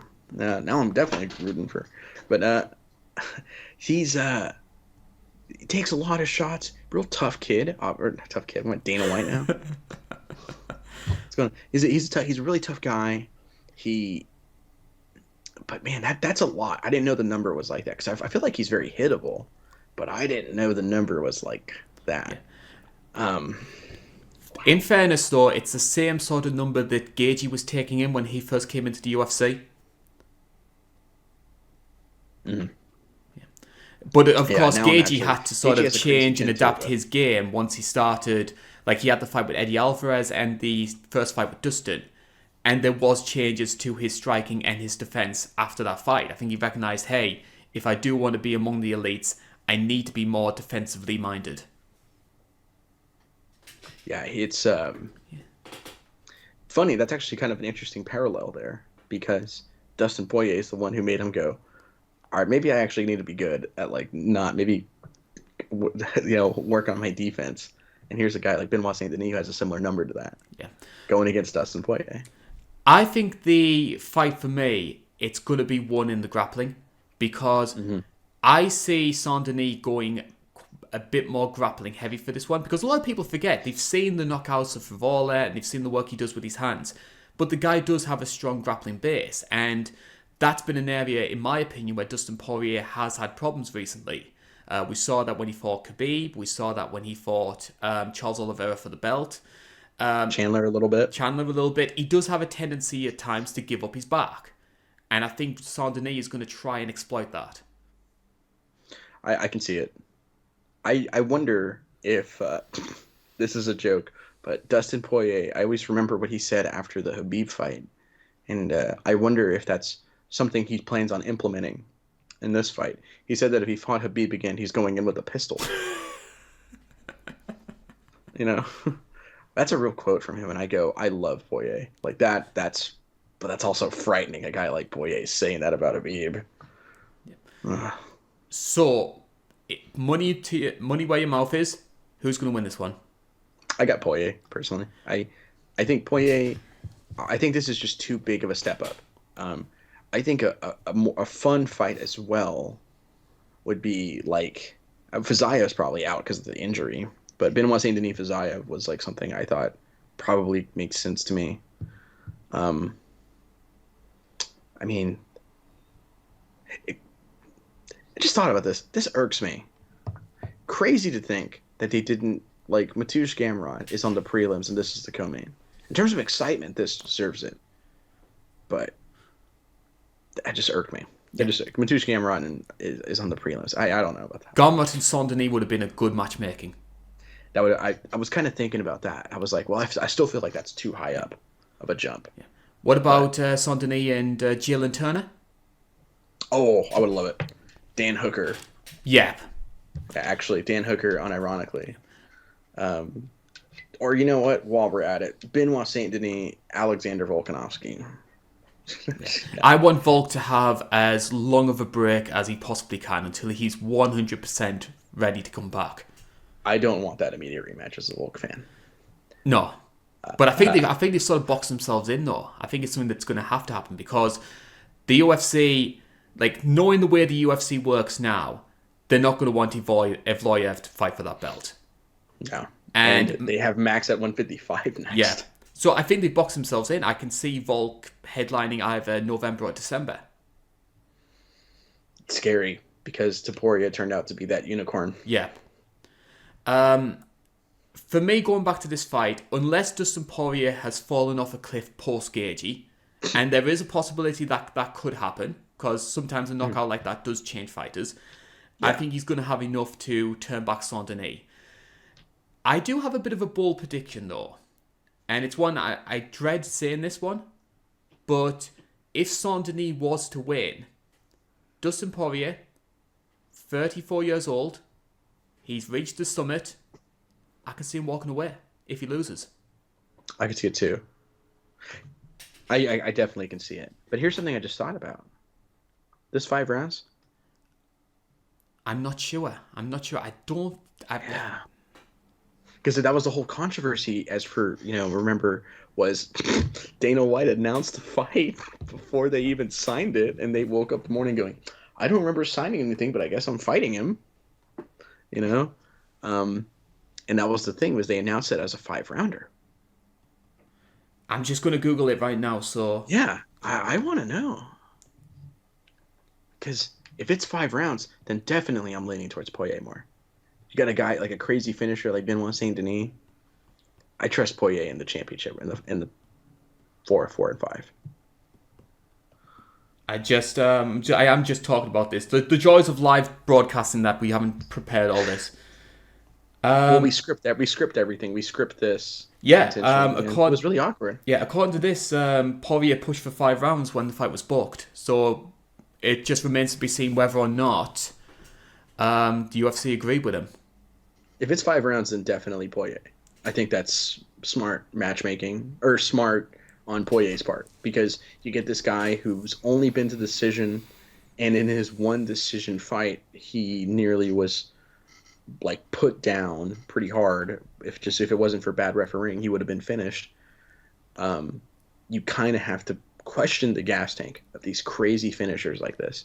So Poirier wanting a 4th and 5th, that makes sense to me. That's slick from Poirier. Main event time now, and it's the Bantamweight title which is on the line. Sean O'Malley makes the first defense of his belt, and he'll be doing so against a familiar foe, Marlon Chito Vera, number 5 seed, and the only guy to beat Sean O'Malley in his career so far. So, O'Malley comes in at a minus 220 favourite. You can get Vera in at plus 180. And the INC fans feel the same way. Sean O'Malley is winning our poll to predict the winner with 69% to Vera's 31%. So, as mentioned before, this fight is a rematch from UFC 252, which was a co-main event. I think it was Stipe versus DC, the third fight between the two. Yeah. That headlined that fight card. Of course, Chito Vera won that one, partly because Sean O'Malley ended up getting himself injured, damaging his leg, and Vera finishing the fight with ground and pound. So, we're going to put this to you, Joe. Is Marlon Chito Vera worthy of this title fight? Or is this the UFC pulling a Hulk Hogan in WCW and he is his Ultimate Warrior? Well, I only have one thing to say about this, is I would say Horace O'Malley's the key to all this. Horace O'Malley's the key to all this. Yeah, it's absolutely just the ultimate, like, one warrior nation, run this back. Like, we got to protect our star that doesn't draw us any money kind of thing. Definitely what it feels like, because Chito Vera, his last loss was to Corey Sandhagen, which I believe was like a fight ago. He's on a 1-fight winning streak, right? Yeah, Pedro Munoz. Yeah, and then the fight before that was Corey Sandhagen smoking him. That split decision is a lie. That judge didn't watch the fight. There's no way. Like, it's very clear Corey Sandhagen won. Everyone makes fun of that scorecard. If at the time, everyone made fun of it. But like there's Corey Sandhagen, there's Marab, and who are just waiting, ready to go. And then Sean O'Malley's like, "Nah, I'm gonna fight Chito." Why? Like, it makes no sense. It feels as if Sean knows that he's in trouble if he fights a grappler. I think Sean doesn't want anything to do with those other two guys, because they know what would. I think it's pretty clear what would happen. Yeah, because he was pushing for to fight Topuria, and then he sort of like went back on himself once I think he realized just how good Topuria was. Yeah, we see that a lot with that Topuria guy, don't we? What happened to the Paddy the Batty? What happened to him? Maybe we can give him Topuria still. Yeah. And I think the other issue with this fight as well is, look, I want to stress as well, I like Marlon Chito Vera. And I think he is a very good fighter who's worthy of his place in the top 5, top 6 of this weight class. Absolutely. But bearing in mind how Sean won the belt, and bearing in mind some of the limitations of Chito, I don't think we're watching the two best bantamweights in the world. Like, honestly, the two best bantamweights in the world fought last year in front of like 2,000 people in Vegas. And that's Merab and Jan. I think you would put Jan at number 2 best in the world? Yeah, well, bearing in mind, Aljo's now a featherweight, so I'm taking him out of the equation. But yeah, I think it's Merab 1 and Jan 2. I think it's Merab and Sandhagen. But in fairness to me, big bias when it comes to these Trevor Whitman guys. I'm a huge Corey Sandhagen fan. Yeah. So there's that. But I think everyone on the planet agrees Merab's the best bantamweight in the world. I think everyone except Sean O'Malley and himself in the mirror, probably the only two people I can think of. Another One Warrior Nation for you reference. As it's Cheeto in the mirror. You know, and there's Bischoff beside him saying, "What the hell are you looking at?" You know, what's going on? I'm just ready for the fireball we were both predicting. Come out, brothers.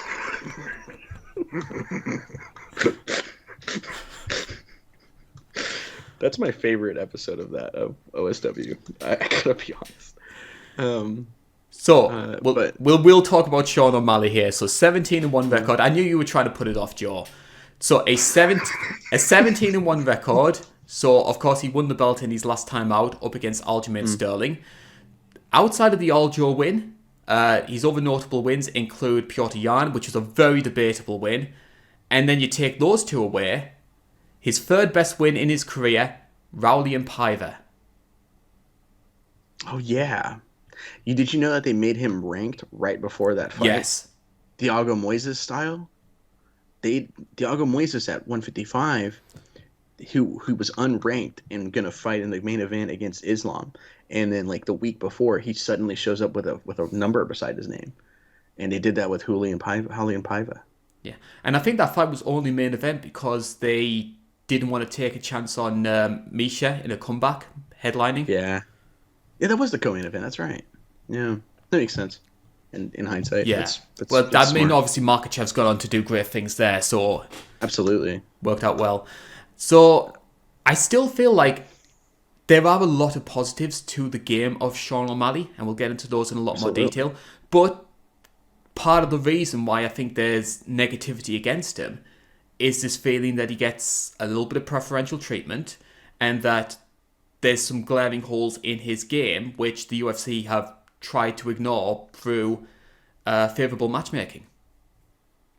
I feel like a lot of it is we've seen the song and dance before, you know? We've seen this before. And the first time a lot of people were okay with it because the first guy I think of is Conor. Yeah. Conor came in, huge gaping holes in his game, loudmouth, exciting if you give him the right people in front of him, like Dennis Seaver, poor Dennis Seaver. And the poor guy became a meme for that. And Dennis Seaver was a good fighter. Actually good. Actually a lot of fun. I might put him in my boys stable, admittingly. Dennis Seaver. He was up there for me. He was a lot of fun. But, you know, it's just, like, I think with Sean O'Malley, we see them doing the same things they did with Conor. It's like, don't give him a wrestler. Give him old people that he can KO. Like, and then they happened to give him Cheeto, and it just went barreling down, you know. And admittingly, though, Sean O'Malley wasn't taken down by Aljo. Like, Aljo kind of struggled to take him down, but Aljo was trying to strike with him too, which is weird. Yeah. And this was an Aljo as well that came off going 25 minutes with Henry Cejudo like 4 months earlier. Yeah, it's true. He was probably worn out still. Yeah, because I remember Aljo just trying to like tie him up but punch his way in with his eyes closed, and I was like, why? Don't do this, please. This is how my nightmare happens, and it did. But I feel like a lot of it, though, as you were saying, is like we've seen this song and dance, so we all are kind of like, kind of out on this, where we're like, it's kind of like the UFC, like, instead of the UFC putting out a new album, they put out their greatest hits again. And then some people are happy to listen to the greatest hits again, but it's like, we have that. We've listened to that album before. Come on. I think the obvious one for me was because I know that I think it was 264. They tried booking. I think it might have been the Munoz fight first time around at 264. He had to pull out, and there was one guy with like a big grappling base who was saying like, "I desperately want this fight," and they went and brought in Chris Moutinho from the regionals, who should have been nowhere near an octagon. Yeah, and he still couldn't put him out. No. Crazy. Hey, here's another reason too that you can say, like, hey, like, if someone ever says Sean O'Malley never got favorable matchmaking, just show them the Pedro Munoz fight and then the aftermath of it. Pedro Munoz was, in my opinion, stomping on Sean O'Malley. He low kicked him to oblivion. Sean O'Malley, I think he just legitimately eye poked him because he was struggling. I think he legitimately just did it. To be fair, I don't know. I wasn't in his head, and as we've established, I'm not a fan of him. So I'm more inclined and biased to think negatively. I think he would do a negative thing like that to kind of justify my dislike of him, in a sense. But regardless, Pedro Munoz was... That's Sean O'Malley following you up now. Gulp.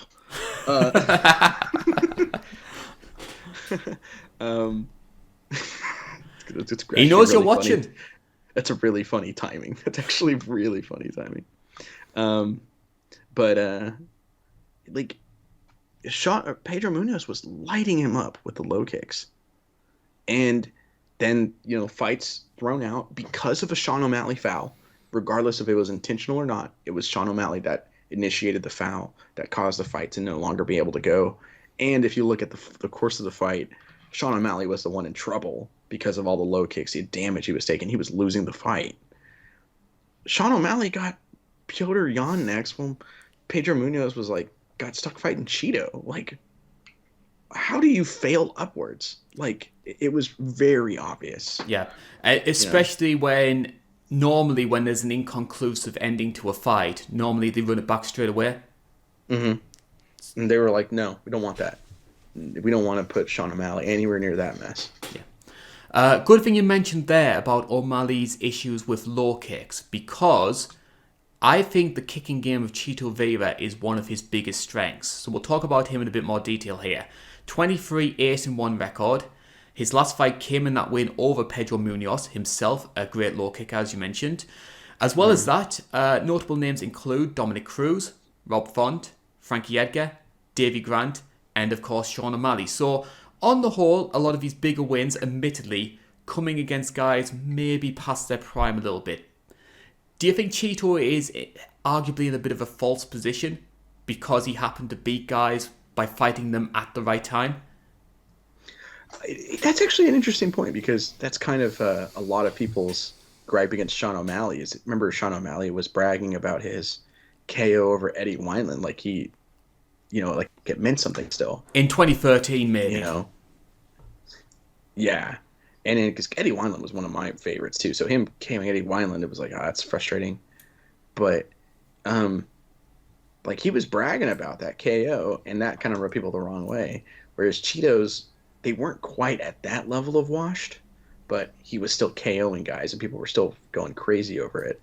The Dominic Cruz. In fairness, the Dominic Cruz looked really good in that fight up until the kick. I think he kind of is put into it, because I would say Cheeto's resume is easily for sure better than Sean O'Malley's, but when you kind of put a microscope to it, it's just slightly better. So you watched the first fight, as I did, in preparation for this. It's about 4 minutes and 20 seconds long, something like that. So it's near the end of the first round that Chito finishes him. What were your big takeaways about that fight? A lot of people bring up, obviously, the low kick. Was there anything beforehand that makes you have an idea of how this one could potentially go? It's kind of funny, because it's very indicative of how Chito has fought since this fight as well. He's very patient in that O'Malley fight. He just kind of goes with the flow and waits, looks for that opening. and then hits you. And then it's really funny because the one shot he landed, it hurt Sean O'Malley, which I think we both have talked about this. If you land a strike that causes an injury, I think the credit has to go to the person who caused it there. It's one thing if you're stepping side to side and you roll your ankle. I think that happened to Jamie Varner against James Krause, where Jamie Varner broke his ankle on like just stepping weird. But this is like Chito Vera kicking the leg and causing an injury, which I think that's credit to Chito Vera. The biggest comparison for me is Chandler versus Primus.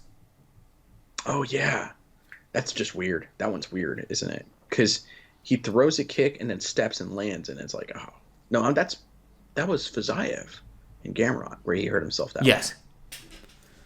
But if I remember correctly, Primus actually threw the low kick at Chandler, and the way that Chandler sort of checked it, he ended up like damaging some of the nerves, and he was getting like drop foot. Oh yeah, that's right. Because I remember that. I remember the image of him stumbling back and like still falling. That's rough. That's rough.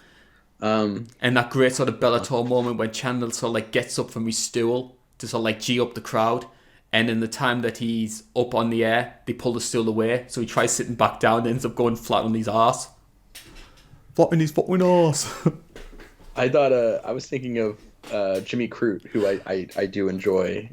Super Bowl boy, where Jimmy Crute trying to get the crowd pumped up against Anthony Smith and then stumbles back and hurts his leg again because his leg went numb from the calf kicks as well. We have got to do 261 as a retro review. Have to. It's great card. Yeah. I mean, I will say this. Back on Chito Vera, there is one thing I always associate with Chito Vera, you know, and I feel like you're prepping to laugh. I don't see what could be funny about this. Chito Vera, I think of one thing with him, and it's the truth. You called it blunt force trauma. Yeah. Excuse me. Well, to be honest, when I think of blunt force trauma, normally it's Dada 5000 in the promo. That's blunt force trauma. I try to forget that fight. The most watched fight in Bellator history is Kimbo versus Dada. You know what that means to me? Those two are bigger stars than Sean O'Malley. Bird. Got him. Still got it. But I'd say, God, this fight is so weird. I love how good this card is, and then you get to this fight, and you can just see UFC matchmaking scumbaggery, and you go, oh, come on. But it's still a very good fight. I think this fight will be entertaining for sure, and it sucks that it's for a belt. There are a couple of X factors for me, which I am intrigued to see. The first one is we've seen Chito Vera go 5 rounds before in winning and losing efforts. And more often than not, he seems to get stronger as the fight goes on. Going up against Sean O'Malley, who's never had to go 5 rounds yet. Like the Aljo fight was booked for 5. Obviously, he finished it earlier than that. So that's something that I'm interested in. Plus as well, if Sean O'Malley is going to want to finish Chito Vera, he's going to have to stop a guy who has never been finished, who is like notorious for how tough and how durable he is. And Sean O'Malley himself has a reputation for being brittle. Yeah. Sean O'Malley's made of glass, it feels like. His body, at least. Because, there was the Andre... Sukmantar. Wasn't even going to try. Sukmantar, he had the injury there, and then he had the injury against Chito. So it's kind of given him made of glass kind of reputation. And I can't remember Chito Vera even getting knocked down in a fight. Much less, like, I don't know. And the thing about Chito Vera is he will intentionally slow play you. He'll intentionally just kind of be a little slow when it comes to attacking and trying to go at you, and then randomly just strike with like a bomb out of nowhere. And then like Rob Font is beating him for 40% or for probably 70% of that fight, and then Rob Font is sent flying across the cage with a strike, and it's like, well, I guess Chito wins this round. Like, it's a weird fight. And he tried doing that against Corey Sandhagen, and Sandhagen just went nope and threw him and beat him up.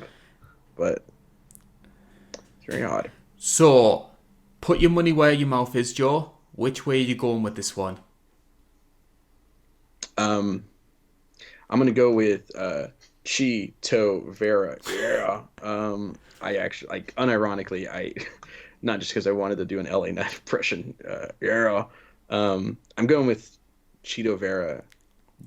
I just feel like I'm still not impressed enough by Sean O'Malley, and I think Chito Vera is still just not a great matchup for him. It's kind of hard to deal with a guy who is just pure power and incredibly durable, and Sean O'Malley wants to fight guys who I feel like he wants to fight guys that are willing to strike with him, but he can put away. Like Aljamain Sterling is chinny. Yeah. He always had a little bit of a chin issue. I think he kind of wants that. And because if he struggles to put a guy away, what does he have? You know, Petr Yan kind of showed us that. Chito Vera is going to be really hard to put away. And we've seen him go 5 rounds. He definitely has the cardio for it. I think this is going to be a close fight. I think it's going to be a 3 rounds 2 match. I'm not sure which way it's going to go. I can honestly see a situation where I could see Sean O'Malley winning a decision, but people making the argument that Chito won. It's going to be one of those kind of fights for me. So I'm sort of sitting on the fence for this one. I know that's not really what we should be doing on this show, but I'm going to sit on the fence. I think it's going to be a close fight with a controversial judge's decision. I have a question then. In your scenario, do they rebook that fight, or do they go with Gamrot, or do they don't go with any of them because they know what's going to happen? I think there's too much momentum behind Merab for them to say no. Okay. Because the argument you make with them pushing back Bilal and not wanting to give him a title fight is because Bilal doesn't have like the fan backing him. There's still a lot of people that call him boring. I think Merab's won people over, and even the casual fans who normally hate wrestlers are even saying, no, like, we want him to get that fight. So I think the winner of this one will fight Merab. So you're saying there's like a yes movement? To an extent. Yeah, admittingly, like that's the only thing I can like think of. I smiled when I thought of that, but that's kind of what it feels like, actually. Huh? Yeah. I do remember, though, you got to back the right horse when it does this sort of thing, because I think I was like the only person campaigning for Karl of Esparta to get the title shot over Whaley. And then, of course, it ends up happening with Rose versus Karl. It's like one of the worst fights of all time. That's my personal hell, is having to watch that fight again. I really hope that never gets... I'm not even going to talk about it because I don't want to will it into existence by accident. So on that cheery note, we will try and wrap things up here. This has been the UFC 299 preview show. Thank you so much for having the patience of listening to me and Joe crack jokes and talk about nonsense for like the past 2 hours. Before we leave, though, we do need to do a little bit of spring cleaning. We do have a Patreon page. It's patreon.com/It's Not Cagefighting. For just $1 a month, you will get access to a Patreon exclusive series, INC Uncaged. We just did a recent episode where we asked some viewer questions. You will also get access to all the videos which have been blocked by YouTube, including a video that nearly got us taken off altogether. Thank you so much for that one, Chartry. And also as well, you'll get the opportunity to request any retro review, any fight card for Joe to cover as part of his retro review series. Speaking of which, normally we put it to the public for a Patreon, for a retro review that you want Joe to cover. So Joe, it's March, it's Women's History Month. What are we covering? And more specifically, why? I believe we're covering the UFC main card where it was all heavyweights, correct? No, I'm kidding. No, we actually were going to do an Invicta card. This is something that, all jokes aside, me and Karl are big fans of women's MMA. We're always like pushing for it and like advocating for it. And on Uncaged yesterday, we just kind of gushed over how much we like women's MMA when talking about potential atom weight. But we decided to go with Invicta because there's a lot of great memories of it. It was super cool. I actually really like the promotion a lot. And our choices were, I actually have the choices in front For of me. once, yes. I'm learning, you can't teach an old dog new tricks. So we have Invicta 1, Invicta 5, which was my personal pick, but Invicta 13 and Invicta 21. Now, I wanted Invicta 5 because that has my favorite women's fight of all time. But Invicta 1 is the champion, the winner. I almost stumbled there. Invicta 1 won, but yeah, Invicta 1 is what we're going with. You got Marlos Kunin, who was a Strikeforce champion in the main event. It's kind of like the first time we get to see it, and kind of it's always interesting seeing the first time, like the first event a promotion does. And it's kind of funny for me because I kind of talk about how it's like, well, they're doing a better job than the first UFC did. I gotta be honest. And it was a landslide victory as well. 51% of the vote for Invicta 1. It was also 20% for Invicta 5, 18% for 13, and just 10% of people picked Invicta 21. Yeah. Yeah. I was really pushing hard for 5. I was really going for it, but it is what it is. It's how it is. So Joe will be recording the raw cut, and I'll be splicing that all together. So it should be out at some point this month. And of course, April, it's going to be UFC 300. So we thought we would celebrate another landmark show that happened in the UFC's history. So no poll for this one. Me and Joe both agreed this is the unanimous choice between ourselves for what we should be covering. Joe, which legendary event will we be covering to celebrate the landmark occasion? We get to have a landmark occasion. It's got horseshoes, Coors Light, Bud Light. A Coors Light because Bud Light doesn't pay us anything. And it even has the greatest of all time being told to hit a man with his groin. That is UFC 100. We are really looking forward to covering, because that is, not only is it a historic card, but it's also very entertaining as well. Yeah. People forget how good that card is. I feel like it's either overrated or underrated depending on who you ask and how they talk about it.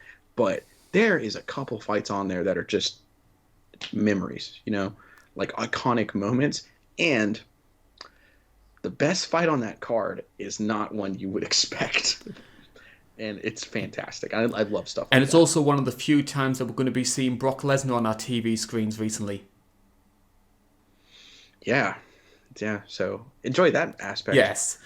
Maybe we'll get to do Kane and Brock soon. Maybe so, yes. Maybe there's a topic that's coming up in just a few months' time where that might be worth discussing. But if there is a card specifically that you want Joe to cover, then for just $1 a month you can recommend anything within reason, and Joe will get his hands on it and give it the INC treatment, which is usually of a very high standard. For now though, this has been the UFC 299 preview show. My name has been Karl Bainbridge, that's been Joe Neal. We'll be back in 4 weeks' time as we do our preview of a landmark occasion, UFC 300, just around the corner. This is the INC, thank you so much for watching.